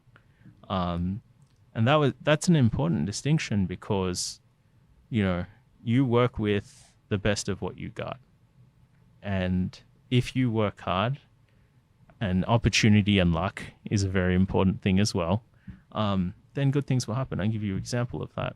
My job at Reckitt, I was, this story goes back 15, 16 years, but I wasn't going to go to the grad interview because I missed the turn onto the street, and I was running 15 minutes late. And it was a group interview, like 10, 15 people were at the interview. So I'm like, they're not going to miss me. Don't worry about it. It's fine. I'll just go home. And I had gone through the Procter & Gamble interview process as well, and I made it top 5 people out of 800 people, and then I got cut. They were going to put me into a finance program, and thank God I didn't make that anyway. But I was heading home, and the HR lady called me, and she's like, where are you? And I'm like, I'm down on Victoria Road. I missed the turn, and this is where I am. And she's like, I know where you are. Just take a U-turn. When you see the McDonald's, take a left, and it's okay if you're late. We're doing the numerical assessment. You can finish that later or whatever. I got there like 15, 20 minutes late. I finished the numerical assessment. I'm good with math. Wasn't hard. And if she had not called me that day, I wouldn't have gotten the job. I wouldn't have had all of these experiences. So that's lucky. That's fate. And then, even funnier story, I get to a section of the interview day where you had to say your name, the university you're going to, and something interesting about yourself. So everyone's like, I'm studying commerce, and the interesting thing about me is I like to snorkel, blah, blah, blah. And I just finished the Procter & Gamble process, and I was really bummed that I didn't get through. So I was like, I don't have nothing to lose here. So I was like, hi, I'm Imteaz. I'm studying a Bachelor of Commerce at Sydney Uni. The interesting thing about me is that I know the entire alphabet in designer fashion labels. And there was a very well-dressed Italian man who I later find out used to come to work in a purple leather Dolce & Gabbana jacket, and would sometimes either come in his Vespa or his Ferrari to work. And he's one of the assessors that day. He's like, bullshit, I don't believe you. Say it. So he makes me recite the fashion alphabet in front of 15 people, who were all the people that day. And then the next day he calls me and he's like, well, you impressed me with your fashion alphabet. I'd like to offer you a job. Can you go to Melbourne in 4 weeks' time? I'm like, I haven't finished university yet, man. I can't start in 4 weeks. And I'm not going to have power when I get my apartment. I'm not going to have power. And yeah, the rest is history. But, So can you, do you still have the alphabet in your brain? Yeah. Well, let's hear it. A for Armani, B for Burberry, C for Cavalli, D for Dior, E for Escada, F for Fendi, G for Gucci, H for Herringbone, I for Isimiaki, J for Juicy, K for Klein, L for Louis Vuitton, M for Marciano, N for Norma Kamali, O for Oscar de la Renta, P for Prada, Q for Queen and Bell, R for Ralph Lauren, S for Salvatore Ferragamo, T for Tommy, U for Ursula Mascara, V for Versace, W for Wayne Kerr, Y for Yves Saint Laurent, and Z for Zegna. And that's how I got my job, and I'm still at the same company. So, so you have to remember it. Yeah. How many times do you had to repeat that sentence? I've done it at least 50 times, probably. Yeah. Okay. Do you have that type of memory in general, or is this one of those things that stick? I have a weird memory, weird in the sense that I can remember bizarre detail. for very random things, especially when it's to do with people I care about and people that I'm fostering relationships with. Having attention to detail to the very small things really sets you apart, especially when it's a commercial and business relationship, but also in a friendship, right?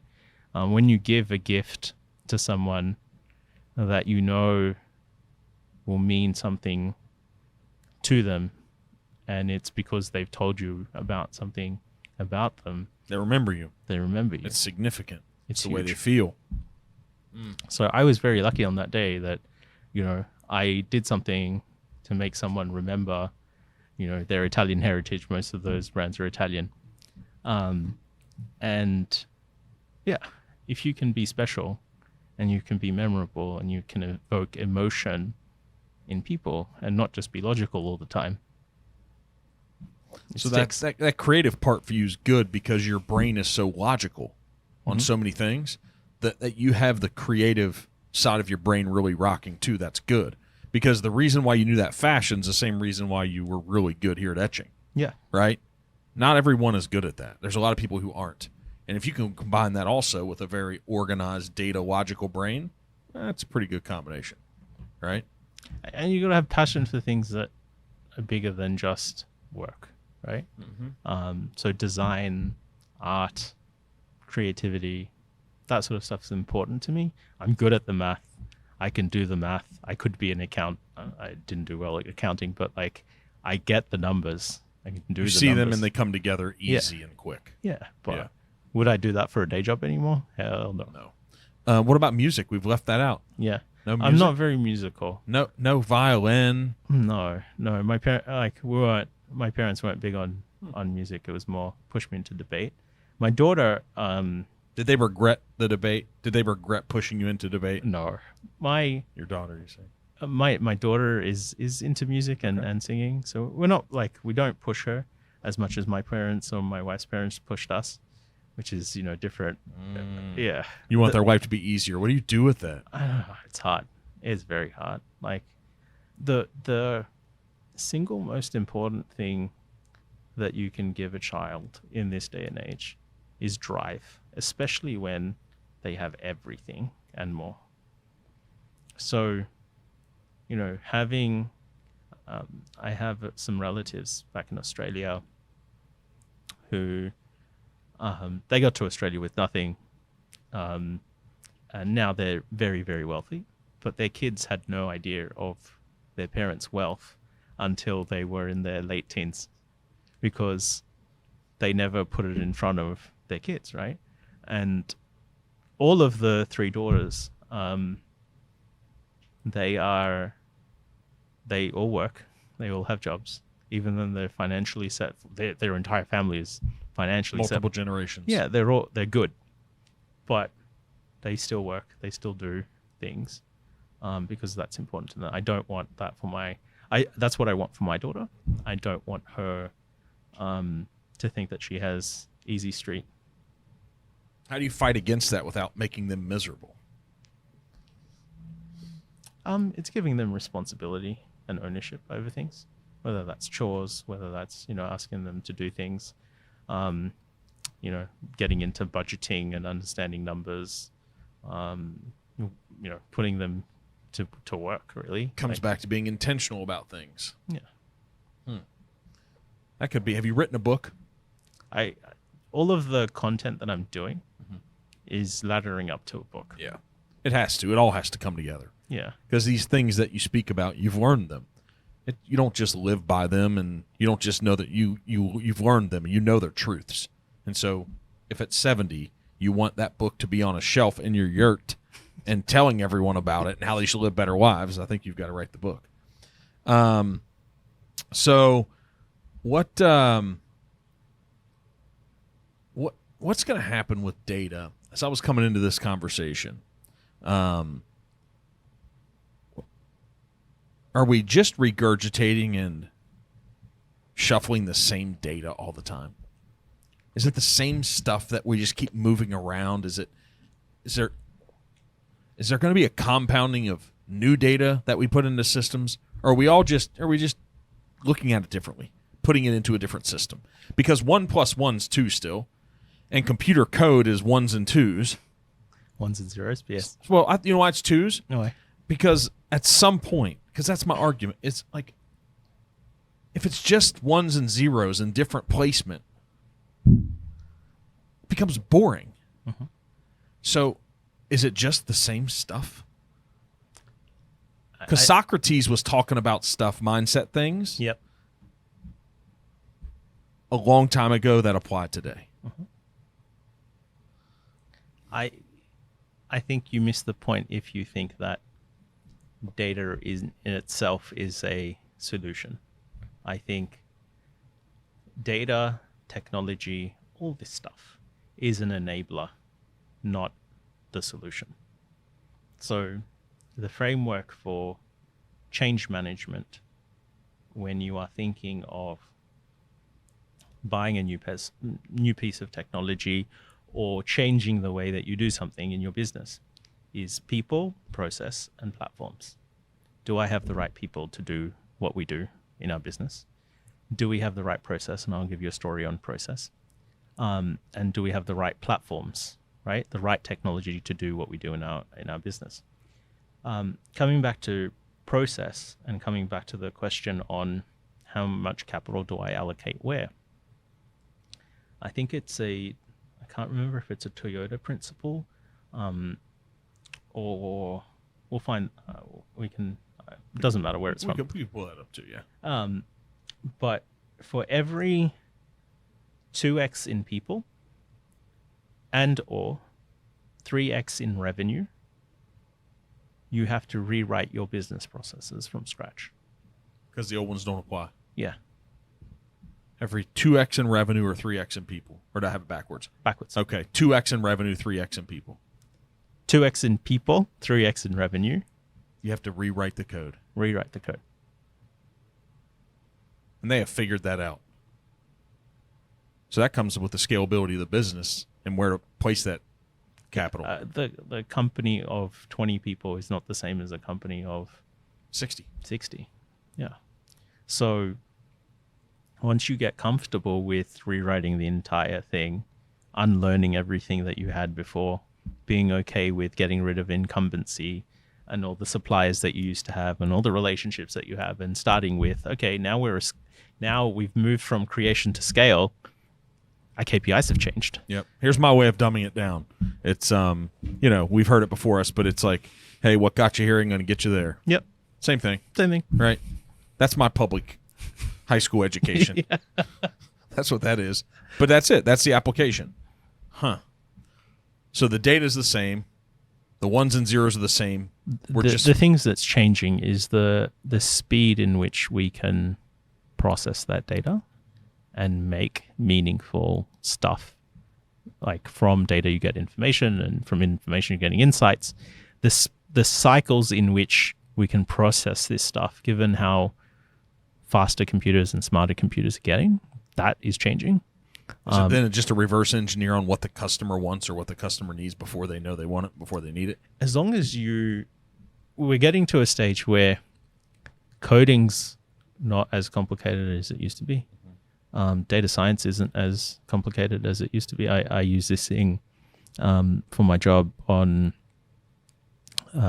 Amazon Marketing Cloud. So it's basically Amazon's, I think of the internet as a giant pivot table. If you understand pivot tables, you understand that the internet is basically a giant pivot table. You're calling multiple forms of data from multiple tables all at the same time. It's just given to you in an interface or a page. Easily understandable. Yeah. Yep.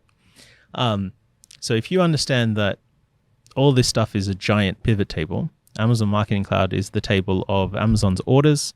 So their orders, their customers, their products, their media interactions, etc. So they have different tables that contain all of this information. Previously, you would need a data scientist to interpret it, to write code to extract the data from this pivot table, right? You can't just... To give the ops and the sales guys and the decision makers the information. Now you can use ChatGPT to write the SQL query to extract that data yourself with not much experience of data science, SQL, or any of that stuff. Hey, ChatGPT, create me a new etching of George Washington on a horse in the same format of the one that Imteaz made of Napoleon. And as long as this has been put in, something like that. Yeah. Right? Yeah. So the hard skills of code, the hard skills of data science aren't, I don't want to say they're not valuable anymore, but they've just become commoditized. What hasn't become commoditized is the understanding of humans, the understanding of purchasing behavior, the understanding of the art of creative, and creating products that actually solve problems for humans. Is that always going to change? Because they say the old becomes new again. Yeah. So are the analytics of consumers, can we count on them all the time? Sometimes there's two sides to this, right? There is existing demand of stuff that people will need every single day. People need to eat bread every single day, but they might not know that gluten-free bread is a new thing and they should stop eating gluten. So a new product category has been created around gluten-free bread, but there might not be any demand for gluten-free bread today. You need to create that demand, which is where marketing comes in. So, it's, do you operate in the place where there is finite demand and you're just a player within that space? Or are you a disruptive startup or a new player within a category or a business vertical? Comes back to the elasticity back in economics classes, right? Yes. Yeah. What are you excited about the future?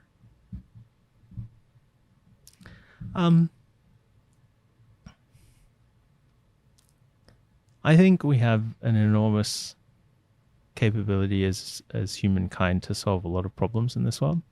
I just wish the economic incentives to do so were there.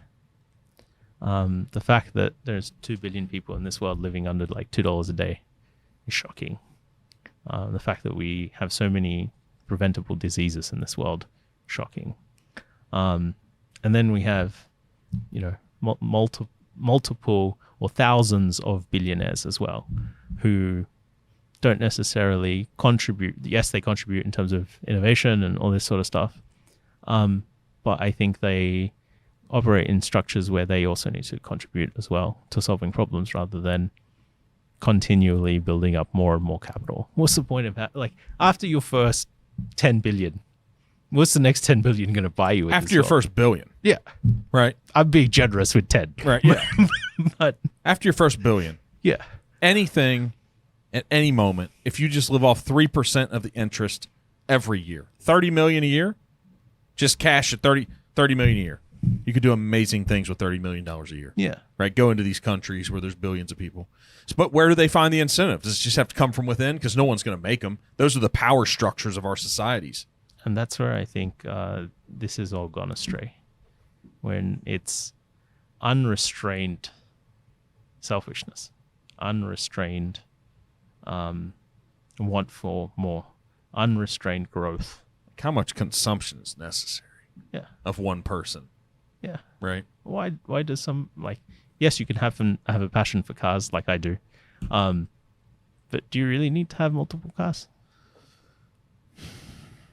Need? No. Do you want? Yes.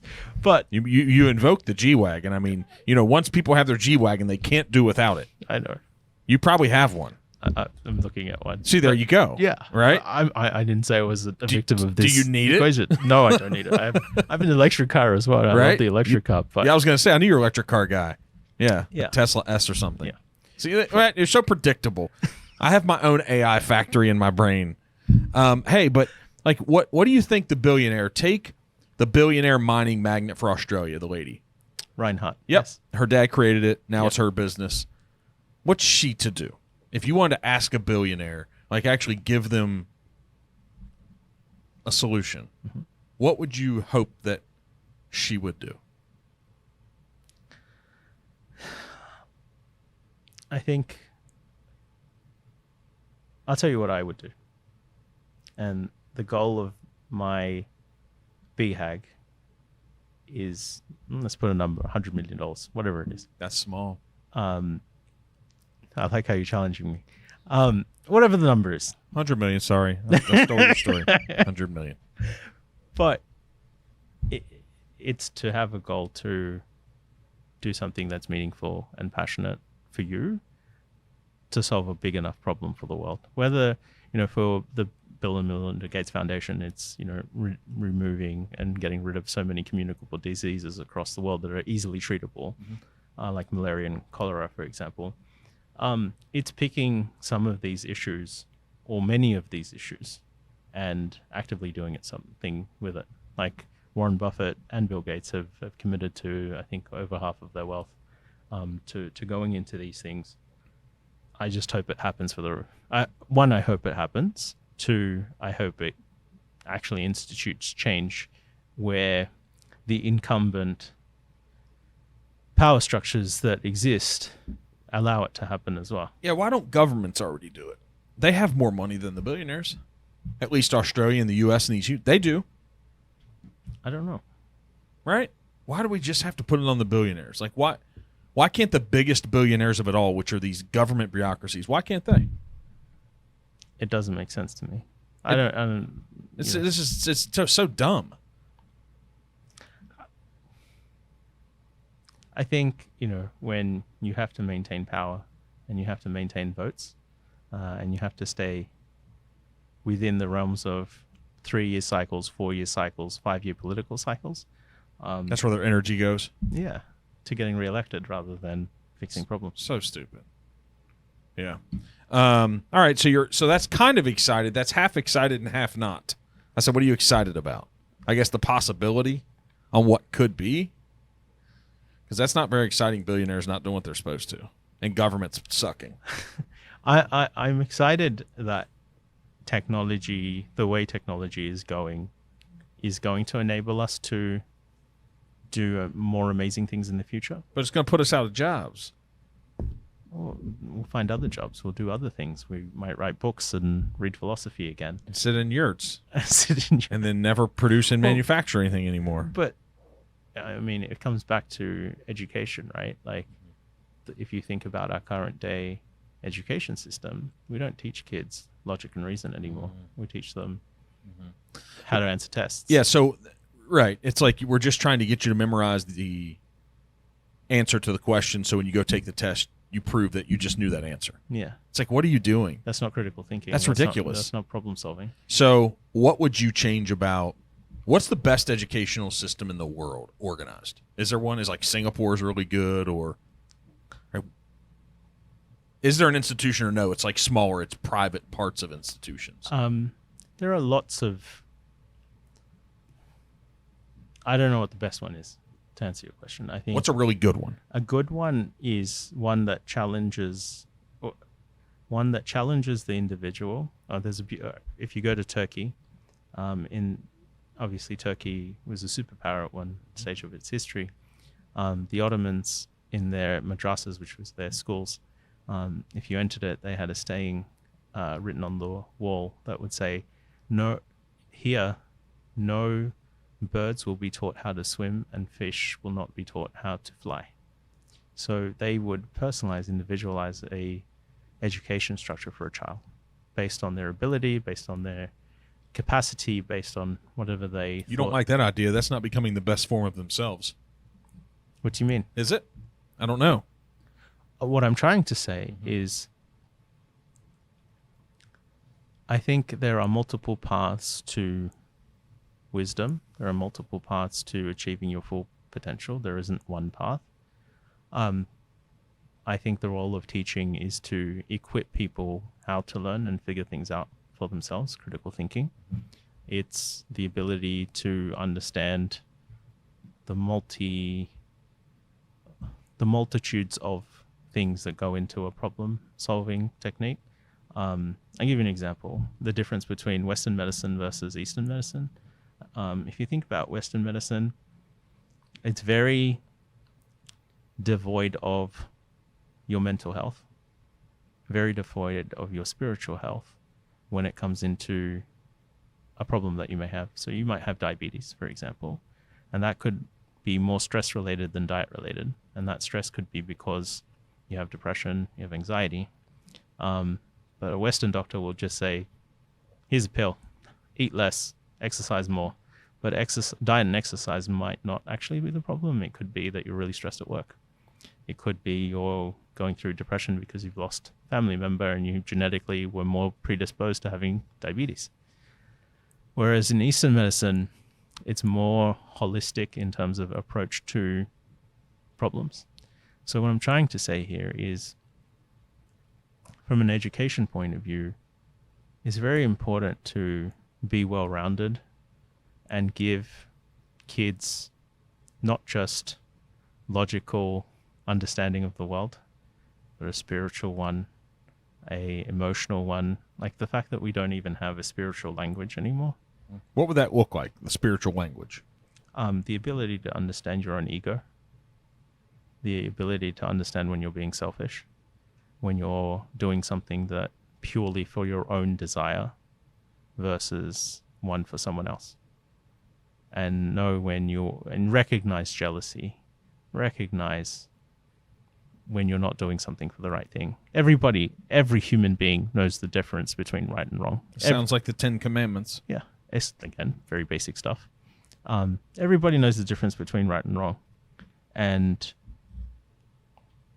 that because we don't speak in that language anymore, and everything is black and white or codified in law, things have become too black and white when humans are very gray. So what didn't I understand about the point you were making about education with Turkey? About you saying that they wouldn't teach the fish to fly and wouldn't teach the birds to swim. What didn't I understand about that?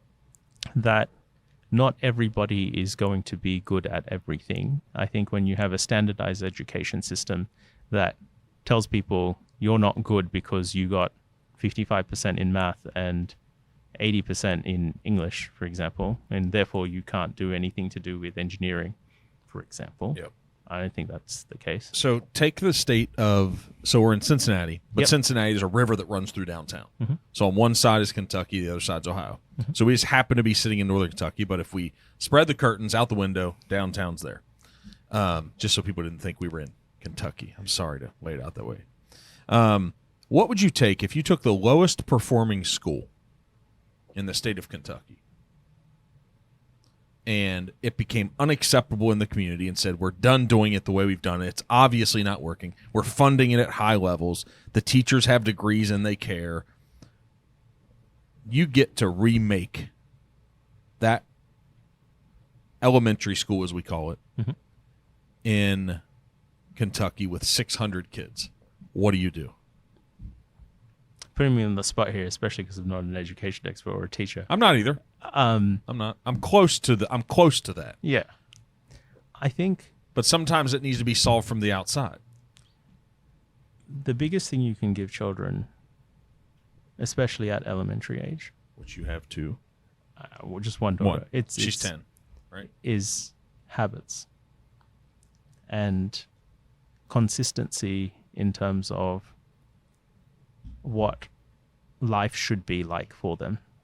So whether that's, breakfast in the morning, whether that's packing their school bag on time, getting to school on time, showing up to school in nice clothes, whether that's taking the right stationery to school with, like all of those little things that help them have a structured day and learn the value of discipline. It's much harder to learn discipline later in life versus when you're a child. So that is one area I would start is, and that comes back to how much stress is in a poorer neighborhood, how much stress is at home.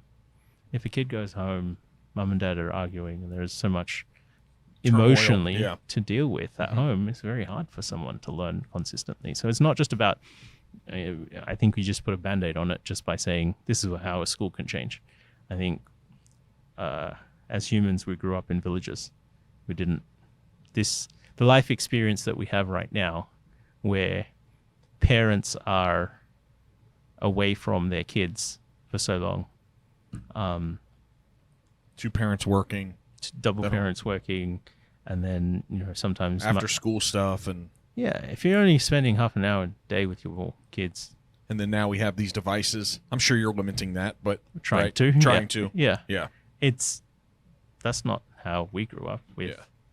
a few minutes, seconds with our parents. So it's at home. It's society. It's culture. It's the things that matter at home. It's the level of understanding, mindset, thought of what's happening at home. That's what's going to affect the educational. That's what you feel. That's what I feel. And then the teacher's job or the school's job is to enable, based on where the kids are, is what's most important for that kid to learn from an outcomes point of view and deliver that. The fish and the bird. Yeah. Right. At the intersection of people plus tech and getting stuff done, does that sum up your mind? That's what I do. Yep. Because I love people. I love working with really intelligent people that think in different ways to me and have deeper understandings of stuff to me. And I'm very good at nurturing them to tell me what's really happening in their own words, and then I can translate that and tell it to other people. Technology, I just inherently understand since I was 6 years old with a 386. And getting stuff done I've always been an executor. I don't ever want to be a consultant that creates PowerPoints for a living. It's miserable. It's boring. Yeah. I bet you're a Rubik's Cube guy. I'm not. You're not? I haven't done. What? This is the thing, Mark. I'm all in or nothing, right? Yeah. So if I get into something, it's all in. Yeah, it's not good. Yeah. If I haven't touched something, Yeah. I don't want to do. I don't do anything half-assed. Yeah. So, all or nothing. Okay. Who's the one person in the world that maybe we don't know of in America that maybe is like of the names that we know? We know Warren Buffett. I brought up Elon. You brought up Bill Gates. Who's the international person? Richard Branson's hanging out down his little island. And who's the international person that I may not know or we may not know that is elite at their level? In business? I mean, usually these business people transition into another place in life, but yeah, that came from business. You have the car manufacturer guys out of India, the Tata, like those. Yeah, that's a family and sons, I think. But sorry, I've already heard of them. I've already heard of Reinhardt and out. Yeah. I've heard of her dad. Who? For what? What? I don't know, like a thought leader, someone who really is. If you read their book, if you followed them, that is doing significant things. Yeah. That you look up to, and you're like, boy, that is something to strive for, to become. And you can't say Gandhi. He's not around anymore. Right? I want to tell you an American, actually, person that probably not as known. But what if I know him? You're going to have to say. Do you know someone Bill else. Campbell? Is he the guy that came from Ireland? No. Okay, sorry. Bill Campbell. So Eric Schmidt, former CEO of Google, wrote this book called The $1 Trillion Coach. So tell us about Bill Campbell, the $1 trillion coach. So Bill Campbell was the coach on the Google and Apple board at the same time, conflict of interest. But Bill Campbell did not take cash, stock, or shit. So he was a former CEO at, I think it was Intuit. So he had already made his money, very well off, had exited from that, never had to work a day in his life anymore. But he decided that he wanted to coach. And he was in Silicon Valley, knew everyone, and he was coaching both Apple and Google at the same time for no money. He just did it because he wanted to do it. And he really just enjoyed working with these people who are absolutely at the top of their game and pushing them to think about the people side of the equation that they would typically miss, and the strategy side of the equation that they might not have thought about based on his experience. So for me, when in my old age, I'd love to be Bill Campbell.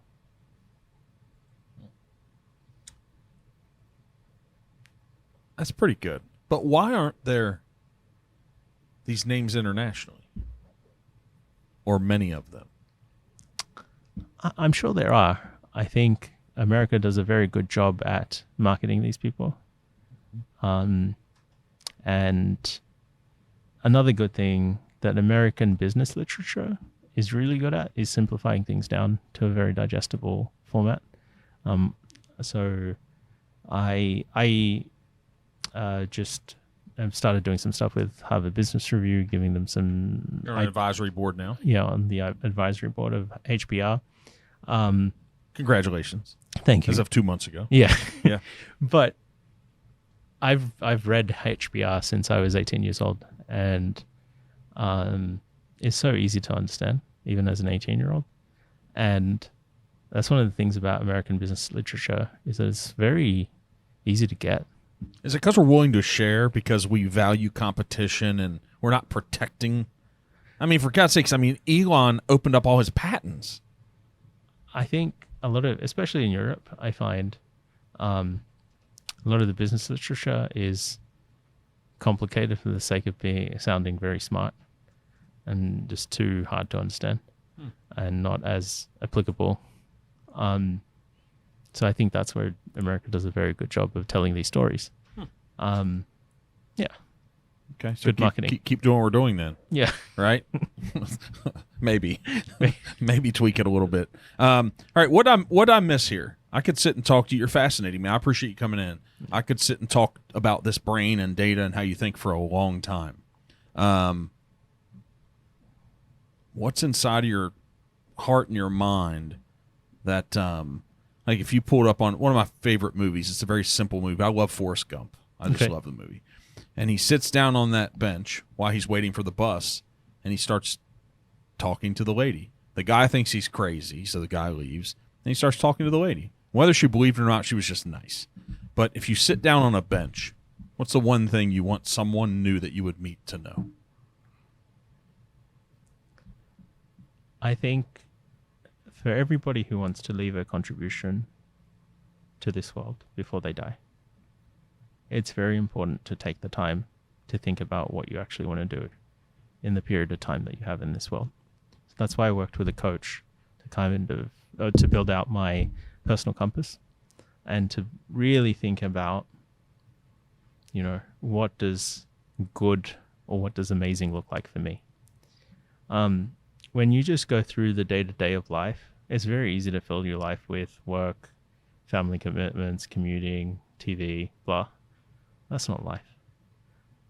That's just going through the motions, right? I did all of the things of getting married, having a child, buying a house, having a good corporate job. I'd already done all of that stuff before I was 25. And then made more money and then built more houses and then blah. None of that stuff was additive to who I am as a person. So, I don't want to say I had an existential crisis, but to me it was kind of like, okay, what next? So working with the coach, working through, some of the personal mental trauma as a childhood that I had as well, and then taking the time to figure this stuff out for me, and then being confident enough to share that story with other people. That's been very rewarding. And it's not hard work. It's hard to be very honest with yourself. And it's very hard to sit down and take the time. Like, I've given my personal compass to hundreds of people. Maybe 4 or 5 people out of 100 have actually taken the time and done the exercise for themselves. And I remember in your podcast with Andy Walter, where he talks about, where he's happy to help anyone, but they have to reach out, and only 1 out of 100 or something actually reach out. It's the same. There are very few people who want to make a difference within their own lives. It's not that they're happy with their status quo. It's just too hard to change. change. I guess that's it. comfortable becomes comfortable and anything else feels dangerous. Yeah. Yeah. All right, that was good. Okay. That's good. So now the book will be some iteration of Forrest Gump and maybe in Arabic language, right? Right? How many languages do you speak? So I think I speak English. Well, that's what we've been speaking today, so we're going to find out. So my parents speak Bangla, which is native language of Bangladesh. Growing up, we used to watch a lot of Hindi Bollywood movies, so I understand Hindi. So when people in the office from India come over and they're speaking Hindi, I understand that. So that helps with now 1.3 billion people that they have. Yeah. They're the largest now? Yeah. Okay. So I understand Hindi. No, but when they talk very fast and very colloquial, that's hard. Yeah. But if it's like modern Hindi, then like right here. Yeah, this is fine. Yeah. I can do that. And then Arabic. My wife is Lebanese, and then as a Muslim, you learn Arabic from a very young age. So I learned how to read Arabic as a 6-7-year-old. I still continue with Arabic. I have a teacher based out of Egypt. 6 a.m. on a Monday and a Wednesday, I spend half an hour with him. Still. And that's all you get to speak in? Yeah. Is that how it goes? So he has a program. We're going through the program. I need to do better at the program. But yeah, you constantly need to stimulate your brain. I think if you think back 200-300 years, I think being multilingual was normal because different tribes would be interacting with each other, and I don't think everybody spoke the same language. Trading things, yes. Yeah. Yes. So being multilingual is probably the norm in our brains, not necessarily being just one language. So yeah, language is important. Okay. All right. So that's it. No Mandarin. Mandarin's the hardest, and Arabic's the second hardest, apparently. So Mandarin would have been great. My daughter, when we were in Sydney for a period of time, was doing Mandarin at school. Now she's doing Spanish. Yeah. But yeah. So why do you think Mandarin's hard? I've heard that. I don't know. I think it's because of the characters. Yeah. Each word has its own character. So it's a lot of visual learning that you need to do, which is very different to the way English is. Yeah, but Arabic, it's similar to that though, right? It looks like images and. No, it's not. It's not at all. So those are letters. We just don't understand the letters without the language. Yes. Okay. Yes. It's not okay. Thanks for coming in, man. Mark, this was a lovely chat. Thanks. There's so much to. Yeah, I really love the work that you're doing in terms of inspiring people. I think we can be better than we are. Yeah, I do. We share some things in common. I tend to push too hard for some folks, but it's because I have very high expectations of my own performance, and it's tough to not want things for others that you've learned for yourself, and not letting them go at their speed sometimes is the thing that's uncomfortable for them. 2 mantras that I think you would love. I'll share this. I have a full list of mantras that I love, but one is we are the fun side of scary, and we push hard at all times. So, yeah. Or the fun side of scary. I'll use that one because they'll get a laugh. But if you don't push people to the limit, how do you know what you can do? I don't know what the right balance of someone liking you and respecting you, but I know if they respect you, they'll probably love you. Yeah. And I'll take that. I think we live in a society where people are very weird to say I love you to people. It's weird. It's weird in this Western culture. Yeah. Yeah. And maybe even just America. Yeah. Being vulnerable seems like it's a weakness for a lot of people. And but man, if you combine confidence with a willingness to be vulnerable, that can be very powerful. When you do that within a team, be vulnerable, expose yourself in a way that people haven't seen you before. The level of bonding and trust that you have is insane. Could do big things. Yeah. And the way I like to think about it is, if you're in a football team and you know what you got to get to a stage where the right wing knows what the left wing is doing even without the ball.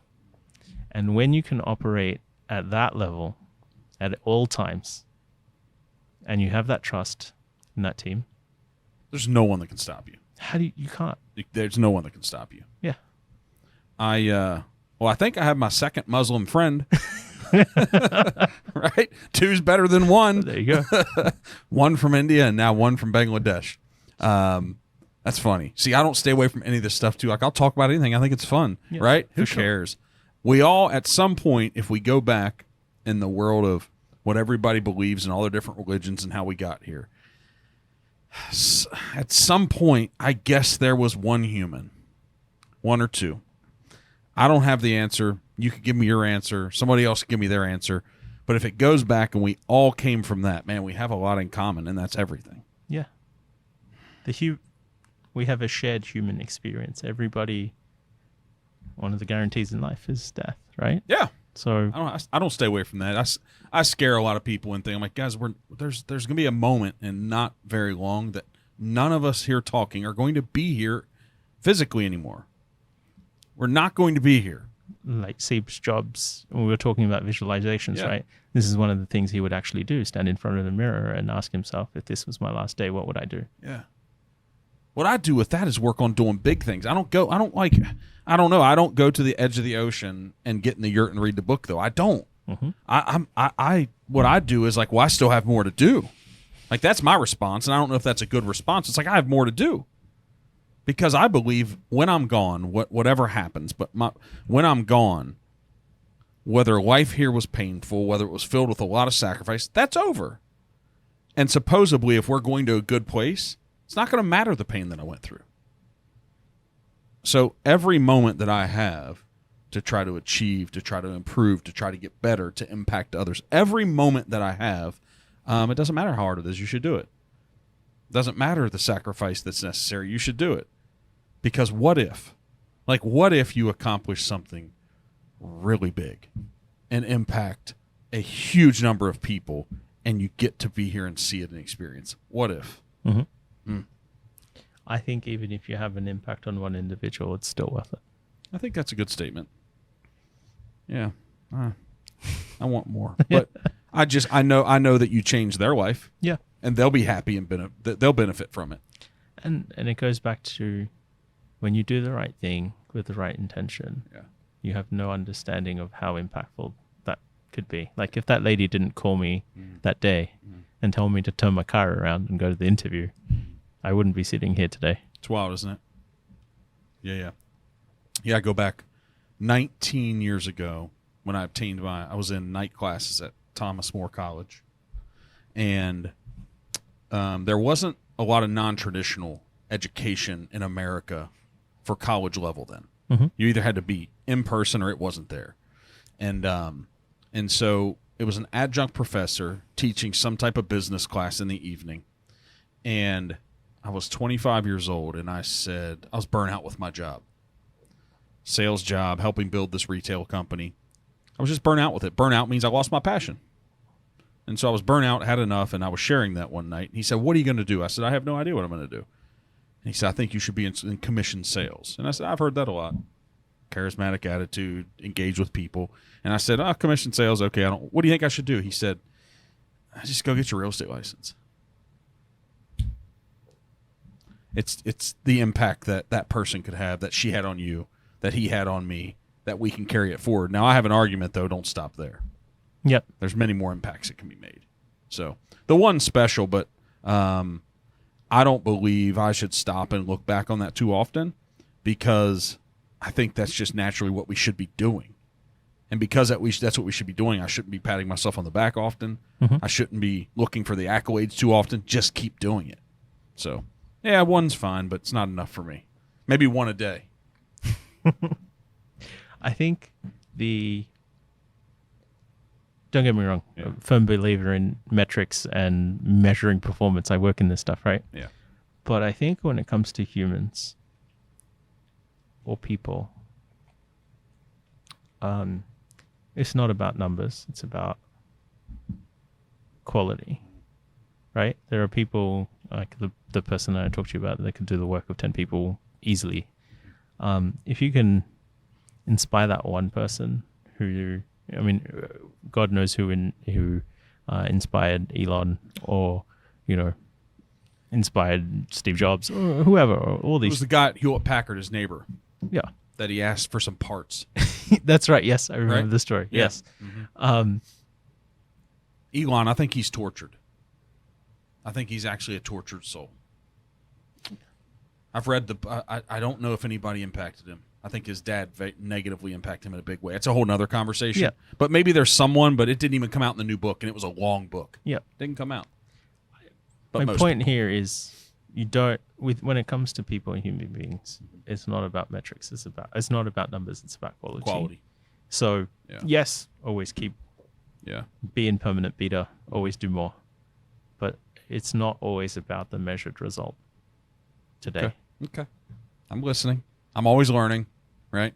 But I'm measuring everything. Good. Yeah. It just doesn't go away. Of course. All right. Well, thanks again. This is awesome. And wherever your next journey it will be somewhere else, because if it's were you born in Bangladesh? Yes. Okay. So born in Bangladesh, then went to Sydney. Then did you stop in Denmark before London? No. Or in Copenhagen?